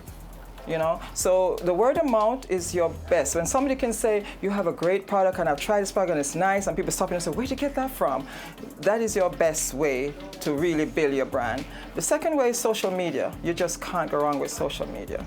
And that's where right now we're really focusing on, because we see that most people are driven to social media. So we've just taken that on, and it's really working out well because we're now in touch with people from all over the world. Places, parts of the world that we probably never even heard of, but people are calling us and ordering sandals from. So, you know, it works well that way. I would say some of the challenges that I really faced in the beginning, that was trying to understand the Jamaican way of doing business, satisfying all the government requirements. That really, you really have to get a grip on that. And one of the things that I've discovered is that every aspect of your business, you must understand how it works. Even if you're going to pay somebody to do it for you later on, make sure you take the time to understand it. So if it's your SO1, make sure you know how to fill out that form. Even if you're going to give it to somebody else to do, because you need to know if it's been done wrong. You don't want to get to the end of the year, you go to get some documents done to find out, oh, you did it all wrong. So I really believe in trying to understand every aspect of your business. Then you can do whatever you want to do with it afterwards. My biggest failure, I think, would be trusting too much. Believing that everybody thinks like me, and it doesn't quite work that way, because everybody has their own story, their own agenda. So when you're thinking that you're working with somebody or you're doing something with somebody and you think they're working with you, you have to always remember that they have their own goals. You have to know how to separate yourself and know how to just deal with it. I have a quality control person. I try my best to have as many eyes as possible. So, for example, we kind of have things, making the shoe set up in phases. So at any one phase, anybody can say, hey, this didn't look right, and throw it out. That's the concept. Now, some people who might like that, but in general, it's like everybody, although I have a quality control person, everybody works there is really a part of the quality control process and should stop. If they say something isn't right, should say something. I always tell them, if from me come here day one, you have the right to say, this don't look good, I don't like it. And at least question it. That you don't get to the end and then we have to throw it on and start over. And to be honest with you, throw it out and start over again. A lot of times we had to say, this don't look good, throw it out. Sometimes we make it for the client don't like it because so and so and so. We say, you know what, I don't argue, we just go ahead and make it over to how they want it to be made. Some of the things that we've been working on is, for example, having somebody else start buying the raw material besides me. Somebody is teaching somebody when they go to a leather store what to buy. So I'm sort of passing on to that one of the other directors, one of the younger directors, that he's now learning how to source the material, what to look for when he's buying the material, and also basically training him to be my successor. So in that way, the business will keep going, because oftentimes the employees look at me and sometimes I complain and they say to me, hey, what's the plan? So, you know, we have a plan. It probably needs to come up a little bit more rapid, but there is a plan that one of the directors will take over and continue the business. But right now he's in the learning curve. He's learning material. We go to the stores together, we go online, we do all showing him where I get the stuff, what to look for, and all the different things that you need to learn if you're going to take over the business. We do a lot of marketing on social media. We also attend trade shows. One of the things we're going to do next is try to go to Magic, which is really a big step, which is in Las Vegas a couple times a year. And if you can get through in Vegas, your company can really take off. We're probably going to put the store online fully. Right now, you can create your sandals online on our website. The same sandals that are in the store can be purchased right online and come to you in the mail. One of the most successful marketing strategies we experienced was really a gift from National Bakery, which was when we were the bold ones. And that really leaped our business into so many different arenas, because they gave us free exposure at Expo, free TV, newspaper. D-Neck Step Sandals was everywhere, and it was a wonderful thing, and I cannot thank them enough for it. Another one, when we just started, was the Innovators. Now, the Innovators, you would think 6 years, people didn't even remember me or that I was on the show. To this day, I'm walking around and people will say, I saw you on the Innovators. And I just think that's really amazing how much people pay attention and to what is out there. And we have received a lot of free marketing, to be honest with you. When we just started, we've got a lot of free marketing that really boosts us and help us to be successful. Nowadays, we're looking forward to going in other directions, playing around more with social media, because what we discovered from analyzing our Instagram traffic was that out of Kingston, our biggest followers are in New York City. So that tells us that we should be doing something in New York City and really looking at who is looking at us, where the people are really following us from, and think what we should find events there to promote the business. So that's really our plan for next year. We do some export already, which is launches in Antigua, St. Kitts, and a few other smaller shipments in other islands. But I think we need to now go to those people who are really seeking us out and go and do something in those areas. My determination to be successful is endless, and I'm never going to stop trying until the day I die. I'm just a very determined person, so I'm always looking at new ways. If I can't sleep at night, it's because I'm checking out, seeing what's going on in the world as far as fashion is concerned, and how we're going to fit into that. How can we fit our business into what's going on in the industry? What sort of sandals we should be making? What colors we're going to make? So I always try to keep the business fresh as much as I can. I'm too determined not to try to be successful. I think to be a successful entrepreneur, you really need to have determination. And people are going to tell you, no, you can't, it's a stupid idea. But if you think it's a good idea, you have to be willing to take that risk to do it. And you got to be willing to work with the people you want to focus your product on. So those people who you're working on are the people who are going to give you the idea to make you successful. So you got to listen to them. My determination of success is not about money, it's more about accomplishments. I like to see things done well, and I like to see something flourish.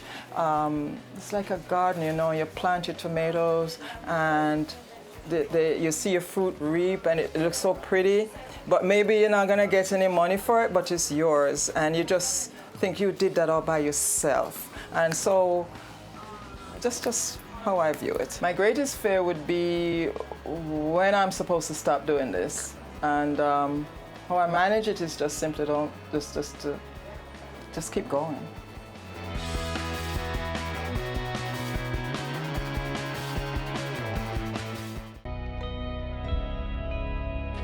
The business community has suffered tremendously due to extortion. Some have not just lost their businesses, their jobs, but lost their lives.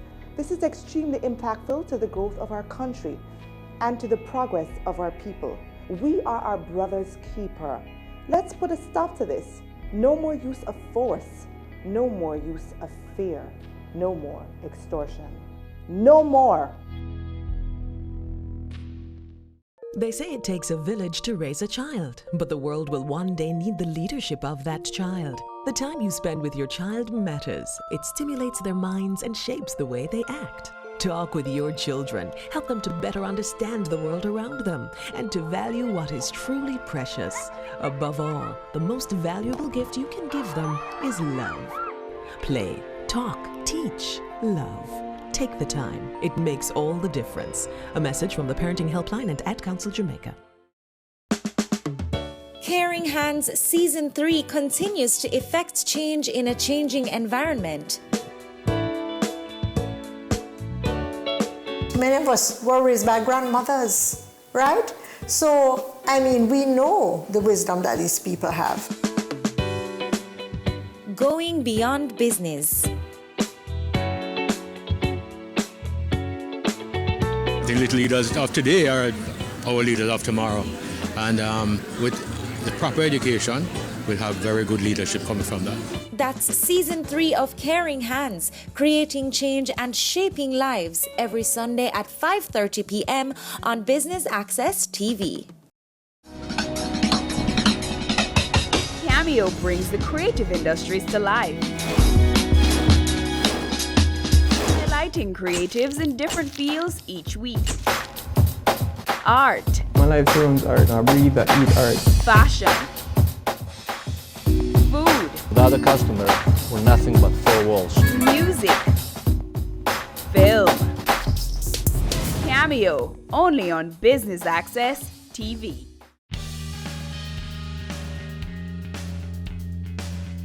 My motivation is really when I walk into a leather store and I see the most beautiful leather, and my idea just starts popping in my head what I can do with that leather, and it really motivates me to want to come back. So even if, say, I left and I think, oh, I don't want to do this anymore, once I walk into the leather store, it's over. I get back, all my jitters go, and I'm determined to get the next color in the store. My greatest inspiration came from an old lady who raised me as a little girl. And one day, I asked her what I should be when I grow up. And she told me, Pickney, you can be anything you want to be if you put your mind to it. And it's never left my head. My favorite aspect is when I go somewhere and see people wearing the sandals, especially when they're showing them off, or when they come in the store and they say to me, oh, I was at a party, and this one was wearing that one, and that one was wearing that color, and we were having a talk whose sandals was better. Nothing makes me happier. My success is attributed to my philosophy that if it's got to be done, it must be done. and it can be done. And there's nothing say that you can't do anything. There's no such word as I can't do it, it's impossible. I believe that the most satisfying aspect of this business, watching it grow, that you have something that was nothing 7 years ago, nobody even heard of it or thought about it, and 7 years later, I pray we'll soon be a household name, but we're on our way. My plans for the future are, as far as the business is concerned, to find ways to make it grow, to continue to be successful and to grow from strength to strength. My personal life, to travel, and more travel. My advice to those who wants to go on this very challenging journey of starting their own business is to research, figure it out. If you feel strongly that you're onto something that is wonderful, that can become greater than you someday, then I encourage you to always pursue it. Pursue it in a small amount first and take your time and grow your business to the level that you want to go to take it to. Never be afraid to ask advice. There's a lot of people who will give you good advice, but sometimes too, other people give you bad advice. Learn to distinguish which is good advice and which is not. Look at both sides of the coin before you make a judgment.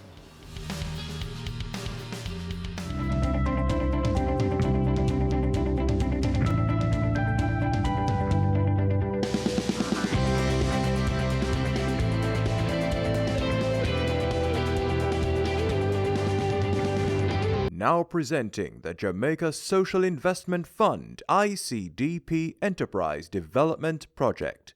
Entrepreneurial Grant Business Pitch. This project is a $100 million grant that's seeking to target 50 small and micro business enterprises and give them training, capacity development, equipment, permits and license towards the development and the viability of their business. We have made a call for proposal in March of this year for entrepreneurs to submit for the opportunity to receive a grant between $1 and $5 million. We received more than 500 applications, and so we have now shortlisted them to 100. So we've invited that top 100 applicants here today, and they're going to have to pitch their business idea to a panel, and of the 150 will actually transpire and win the opportunity for the grants. One of the primary objectives of what we're doing here is employment. We want the business to be able to sustain not only the principals as the owners, but we also want the business to be able to employ at least 2 people. The next part of it, as we do in all of our projects like this, is it provides a learning instrument of how we can engage small and micro enterprises and take them to the next level. Why we're doing this rigorous process, because we want to identify the best potential entrepreneurs for this project. And keep in mind that we are speaking about a loan, so we want to ensure that the applicants are committed, and that from a sustainability point of view, that upon receiving the support from JSIP, that in 2 or 3 years, the enterprises will still be operational and the broader objective of the project will be achieved. Once we have now equipped them and they should be ready to start the production line going, we'll then have a mentorship component.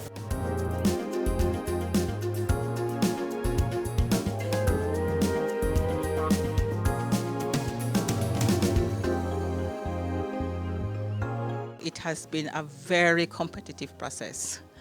Jamaica is filled with persons with drive and passion. We're expecting that the best will be selected. And then for those who are not successful, we are also hoping to link them to other providers of services, because I'm telling you today, from what I've seen, it is an excellent opportunity.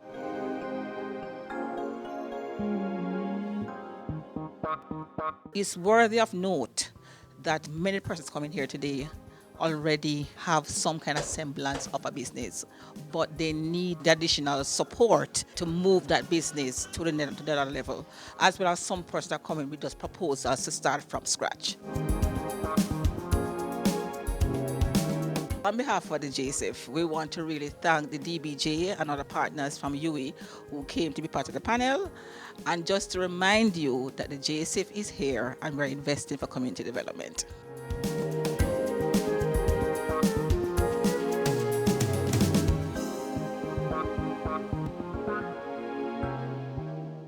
It's season 12, and Wealth Magazine Business Access is here to keep you business savvy. With an impressive mix of some of Jamaica's most inspiring business moguls, we continue to keep Jamaica informed, empowered, and ready to dominate. Tune in Sundays at 5 p.m. only on BATV. You're watching Business Access. Business Access. Business Access. Business Access TV. Serious about business.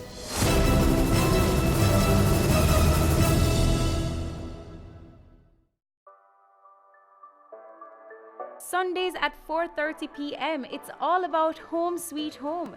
Get your half-hour dose of the business of real estate, from laws and concepts to reality, building, buying, or renting. Or what about trends in decor or renovations? Home Sweet Home will keep you up to date.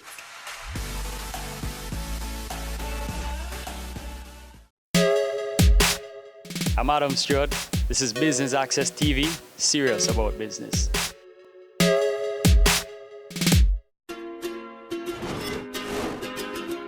Cameo delves behind the allure of the creative industries, going behind the scenes to reveal the growth potential and business opportunities that exist within the growing sector, dissecting its contribution and importance to Jamaica's economy, each week highlighting local creators in different categories: performing and visual arts, fashion, craft, film, animation, cuisine, and publishing. This week, we will recap our first season.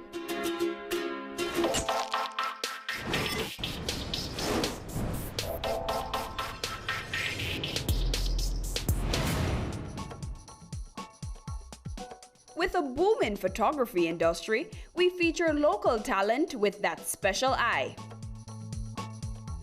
I like to consider my style as being somewhat minimalistic. It's not always directly obvious what is being expressed, so you have to look at the layers that's underneath it. I would say it would be a mixture of classic photography with a bit of urban art to it. Award-winning photographer Howard Muyong spoke to us about that fateful night. All of a sudden, after about 20 minutes, the time I light in flashing and thing, I hear Bob say, "Could we have up here on stage here the presence of Mr. Michael Mann and Mr. Edward Siak?" I know this was the moment.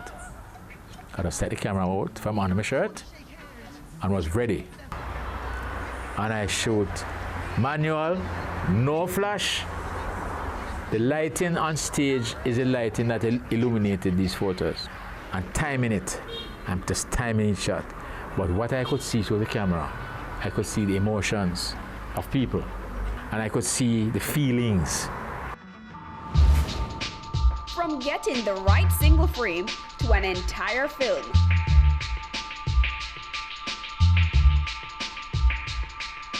You know, I wrote the screenplay because it didn't exist yet, and I had to write it. And sometimes you end up becoming a writer, not because it's your natural approach, but because you need a story. You know what I mean?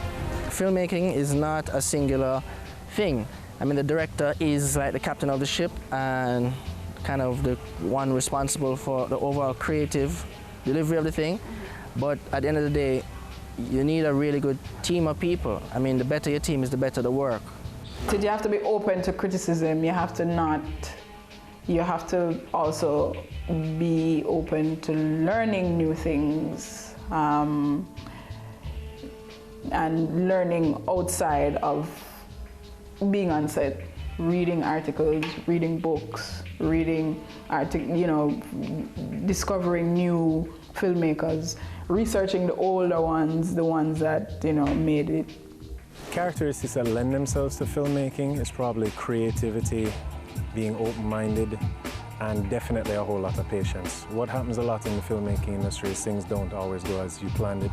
So whether or not you're working on something in Jamaica that's a little low-budget thing, or you're working on something in full-blown Hollywood, people are going to be late, stuff gets painted the wrong color.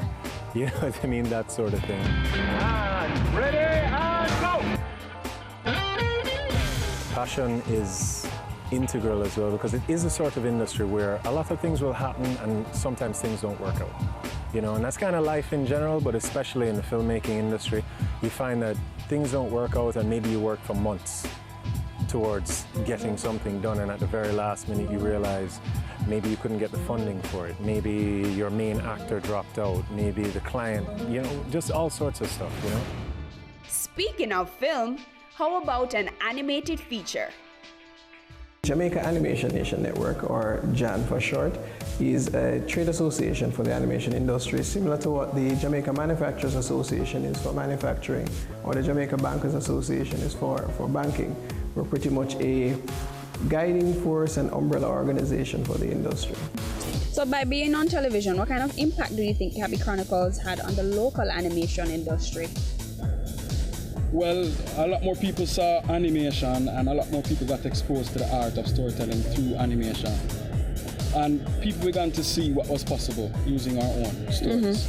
So what steps do local animators need to take to get their work into mainstream media? A very important part of that, I think, is storytelling, being able to tell a good story, and of course, be able to execute. We explore the importance of continued support to our local theatre spaces. So what's the relationship between the pantomime and Little Theatre? Well, originally the pantomime came first. It was the Fowlers who decided they wanted to have a little Christmas fun and do the pantomime, much like they used to do in England. So it started off with them putting on a play, this pantomime, and as it got more and more popular, they decided that it should become an institution. So they started raising funds to kind of make sure that they could do it each year. And so therefore, the pantomime kind of came first, and then the Little Theatre movement came out of that. And from the Little Theatre movement, you get the Little Theatre. Ashe started out doing a lot of original stuff. Back in Little People, we were doing musicals from Broadway. We were redoing musicals from Broadway. When we started Ashe, we started doing original stuff. It's the genesis of one of the productions that probably made Ashe very popular, which is called Vibes in a World of Sexuality. And so we were using the performing arts, which we were good at, to educate on social issues, to teach other young people about sex, about communication with parents, about the HIV and other STIs that were there. DMH Productions is my initials, Dahlia Marie Harris, because I think it's an extension of me. I try to have the company do as many diverse things as possible, which is what I mean by an extension of me, because I want to be able to write plays, act in plays. I want to do different types of plays. I want the company to be able to offer opportunities for young talent to become exposed. That's a critical part of our mission. And I also do television production. Since Jamaica Carnival's introduction in 1990, Carnival has boomed locally. Early 1989, I think timing was right. He felt the timing was right, and the momentum was there, and Byron Lee sat there and started to dream up Carnival in Jamaica. He formulated a plan to introduce Carnival to his homeland, Jamaica, and that was how we formed Jamaica Carnival Limited in 1989.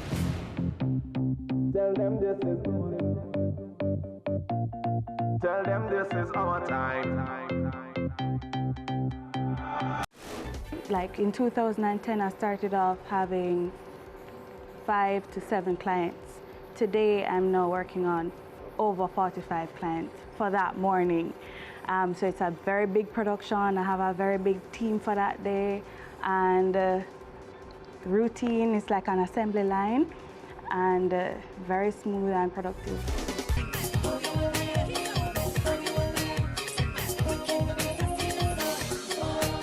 Carnival by Candy is a carnival concierge service. So what I do is I package flight, accommodation, transportation, costume, and party tickets for various carnivals throughout the region.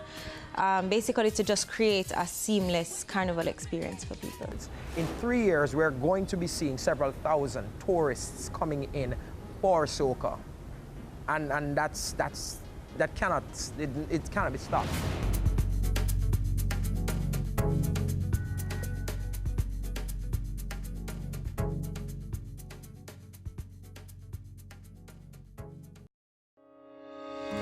Dodge & Global Marketing Strategy Consulting. Marketing isn't a department, it's a system. Having an integrated and cohesive marketing plan allows each marketing technique to support the others, thereby creating a synergy of branding and growth for your business. Dodge & Global can assist you in making smart decisions with lasting value in regard to the following key decisions. Determine if there is a paying market for your products and services. Craft long-term and short-term marketing goals. Define marketing campaigns. Create marketing strategies. Select powerful marketing techniques to reach your audience. Choose a brand and image that reflects your core message. Design marketing materials. Design internet marketing strategies. Track marketing results to determine the strongest techniques. Because it's so important to create an integrated marketing strategy that will bring in business. Get advice and mentoring from people who are already successful marketing experts. Our team can help you make smarter, more effective decisions. Let's have a conversation. Contact us at email info@dodgen.global. Website https://dodgen.global. Business current affairs you can relate to. Frank, credible discussion. On point, dissecting the issues. Offering solutions to Jamaica's challenges. On Point, Thursdays at 8 p.m. on Business Access TV.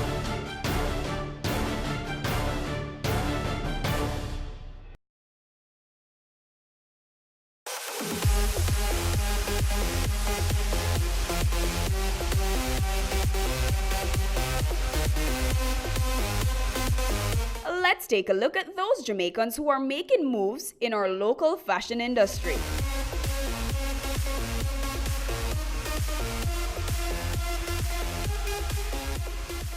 What we do here at the Courtney Washington Fashion House is from design, to marketing. We market the product after they are designed and sampled. They're sampled and then, photographed, and then, then we start our marketing. An atelier is where you have a designer or designers, where you start from the scratch, really, from sketches to draping to pattern, and then to manufacturing. So the Courtney Washington brand, we do all our manufacturing domestically. So you find that here at the atelier, on any given day, we're always creating.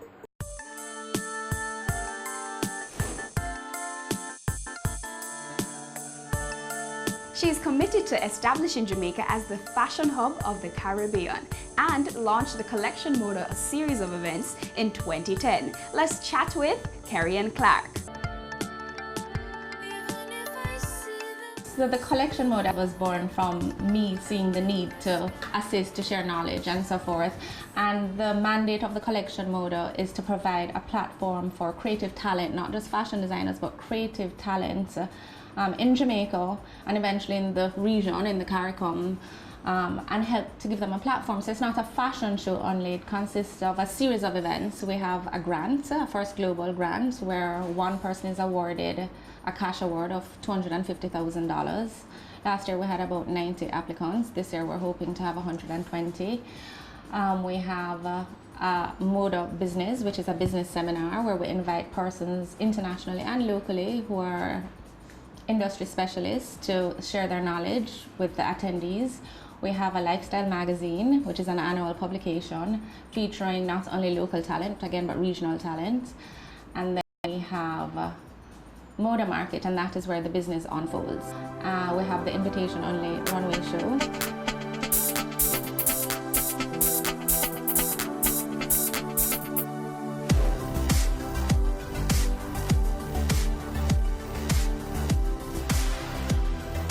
America's Next Top Model was really hot. I thought, it would be nice to have something like this for fashion designers where you could promote the designers and have great prizes to help their career. And then Project Runway came about and I became very active in the fashion cluster to, promote fashion designers. And I thought, something like a Project Runway here would be very good. We tried to get the franchise, but it was very difficult because Jamaica is a very small market and we can't support the millions and millions of US dollars that is required to put on a production like that. So we decided to do our own smaller scale production, and that was the birth of Mission Catwalk.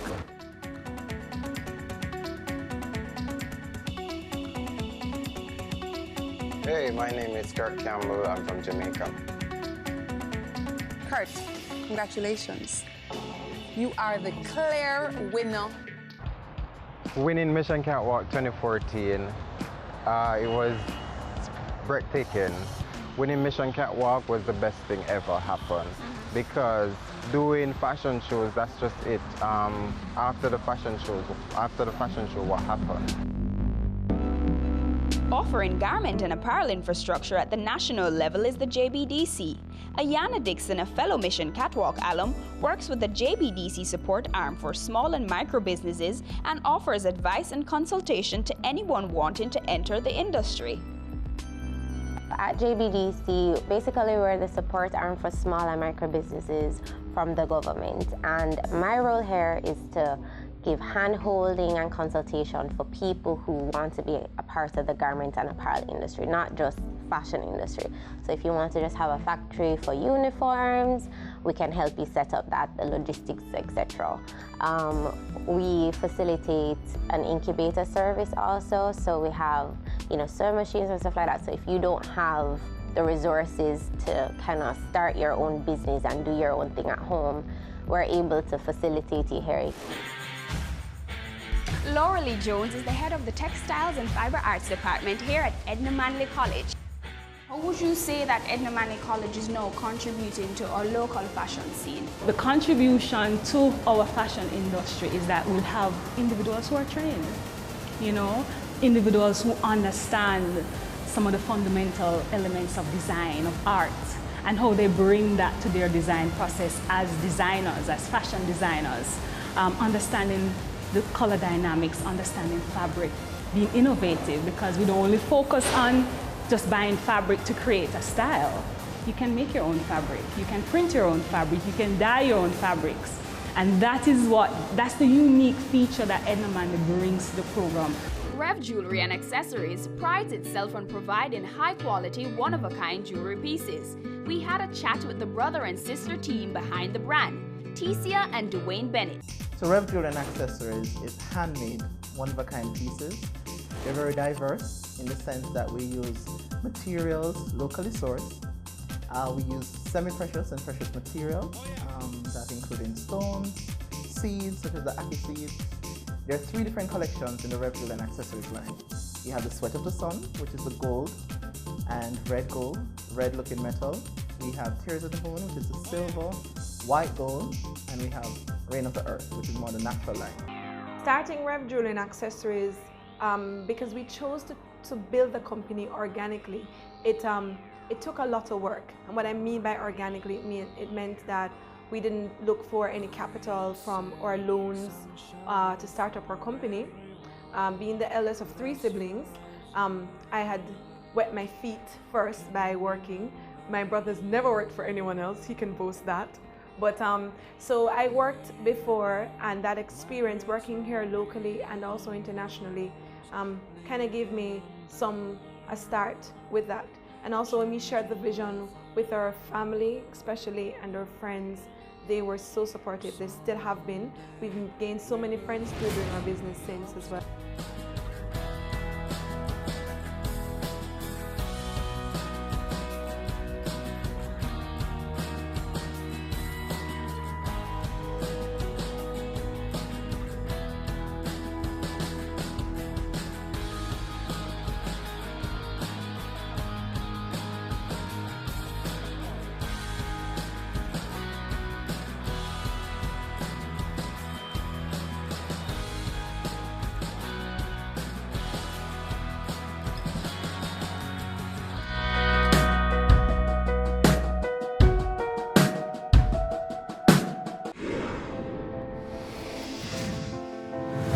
I'm Chris Williams, CEO for Proven.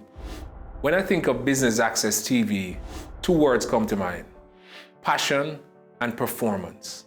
In the short space of time that they've been on air, has demonstrated clearly the Jamaican passion for anything that we set our minds to.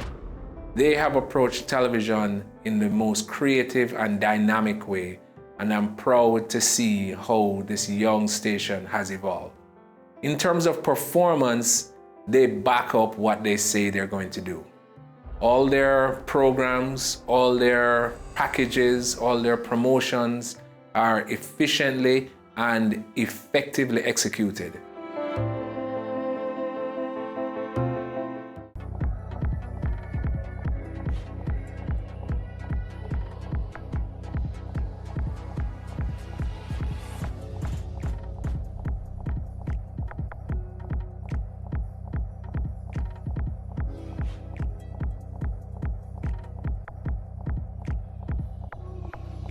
Kicking off our third segment are 3 local food entrepreneurs.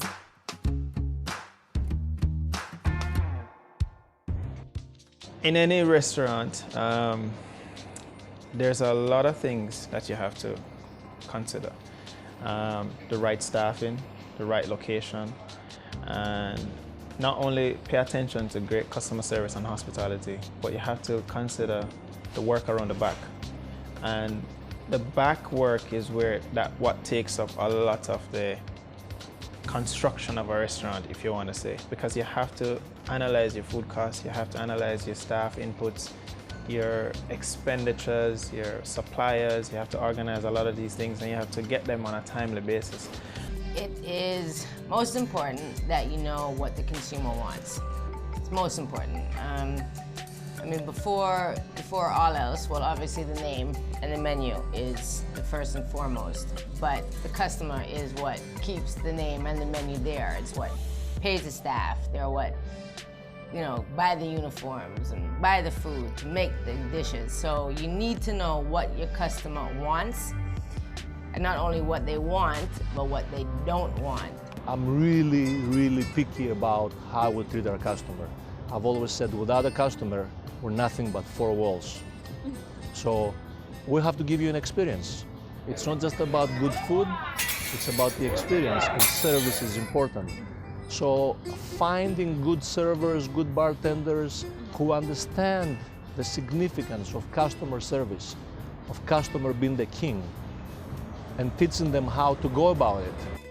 Hoppa! Made in Jamaica, bamboo and wood furniture. Modern Woodcraft started in 1979. That was a period when a lot of manufacturers were closing their business and migrating.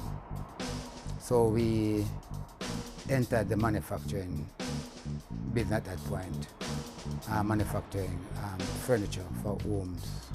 The original bamboo factory has been in operation since 1990, creating quality bamboo furniture for every room in your home. I had a chat with Chief Executive Officer John Hamilton. The process starts when you give the builder the design with all the particulars, dimensions, what he's to get. And then he goes out and looks in our stocks and selects all the bamboo that he would need for that. And those pieces of bamboo are cut into certain lengths that he needs.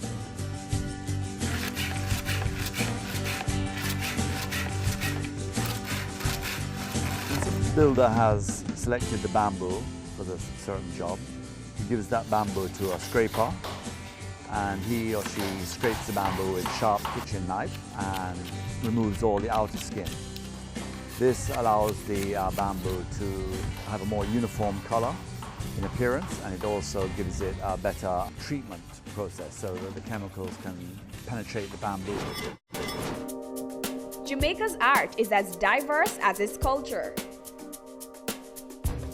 Donovan Fairweather's work has a strong Afrocentric theme, embellished with techniques of varied disciplines infused to set him distinctly apart. His works can be found throughout the globe, in the most prestigious of homes to the most humble, as his astute collection ranges from collectibles to fine art. Over the years, I've developed a good clientele. Apart from that, I use the traditional way of mounting exhibitions, and I also sell some of my pieces, which I call the collectibles, through JBDC. For the high-end pieces, they'll be in galleries or private clientele. Nanook Enterprises Limited is a social enterprise that empowers Caribbean artists and entrepreneurs to make a living from their culture and creativity by providing the resources that people need to materialize their creative vision. Nanook is an intention, Nanook is a solution. We say that our approach is as creative as the persons that we're here to serve. So the name stands for nurturing all nuances of one's creativity, and we're at once a physical space that offers a solution in itself, and we're increasingly introducing a range of services, virtual and real, that we offer to our community. So we assist persons in film, fashion, dance, music, etc., in doing the development, showcasing, networking, the different aspects of what's necessary for them to do better business. The works of legends like Capo and Manley, as well as newcomers alike, sell for thousands all over the world. But after the paint dries and the marble is polished, how do you go about the business of your art? Today, we take a look at Jamaican's leading and cutting-edge institutions taking charge of the business end of the paintbrush. The National Gallery was established in 1974 because it was recognized that there was a need for a national art museum. The Jamaican art movement had been growing exponentially over the years, and it was felt that there was a need for a specialized institution that would provide exposure, documentation, collection of art, and so forth. So that was the reason why it was established at the time. A lot of young artists are no longer looking for gallery spaces specifically. They're creating their own spaces. And the thing is, when you are promoting yourself in that way, putting your work out there, you will come on our radar. And if we have a show that you fit in, then you most likely will be approached for that. New Local Space really, we felt, really captured the spirit, which is contemporary, and it provides a platform for artists, and the space not only functions as a physical space, but it also functions as a space in terms of the World Wide Web, and we also function as a space that engages other spaces outside of Jamaica. I hope you enjoyed this first season of Cameo. We featured many different talents within our creative industries. Please be sure to tune in for Season 2, starting January 2nd, 2016. I've been your host, Amitra Prasad Webb.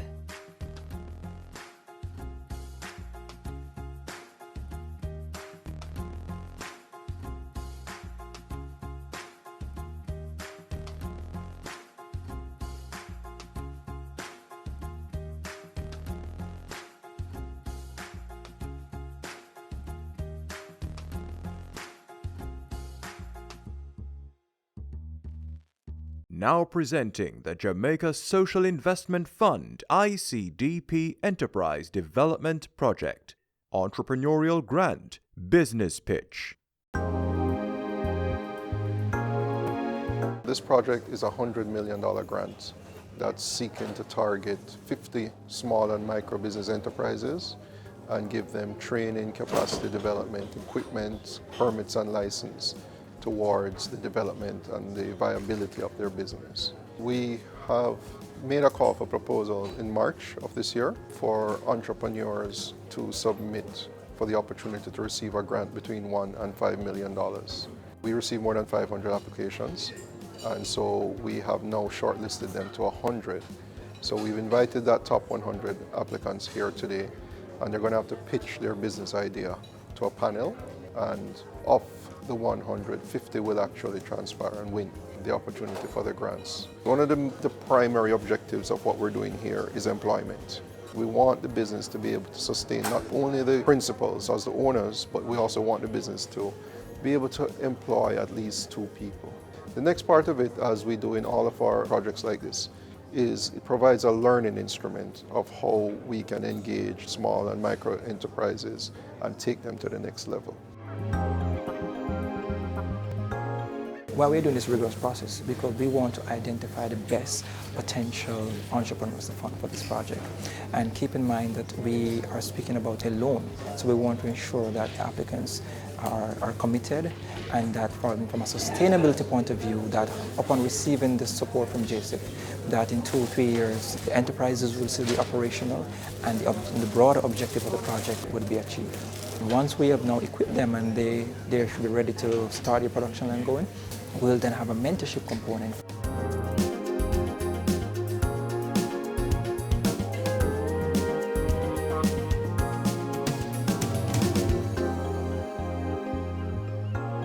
has been a very competitive process. Jamaica is filled with persons with drive and passion. We're expecting that the best will be selected. And then for those who are not successful, we are also hoping to link them to other providers of services, because I'm telling you today, from what I've seen, it is an excellent, excellent, excellent opportunity.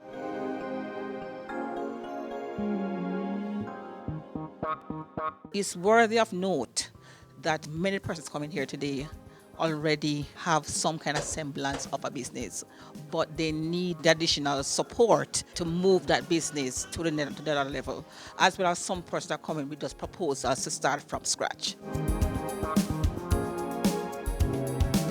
On behalf of the JSIF, we want to really thank the DBJ and other partners from UWI who came to be part of the panel, and just to remind you that the JSIF is here and we're investing for community development.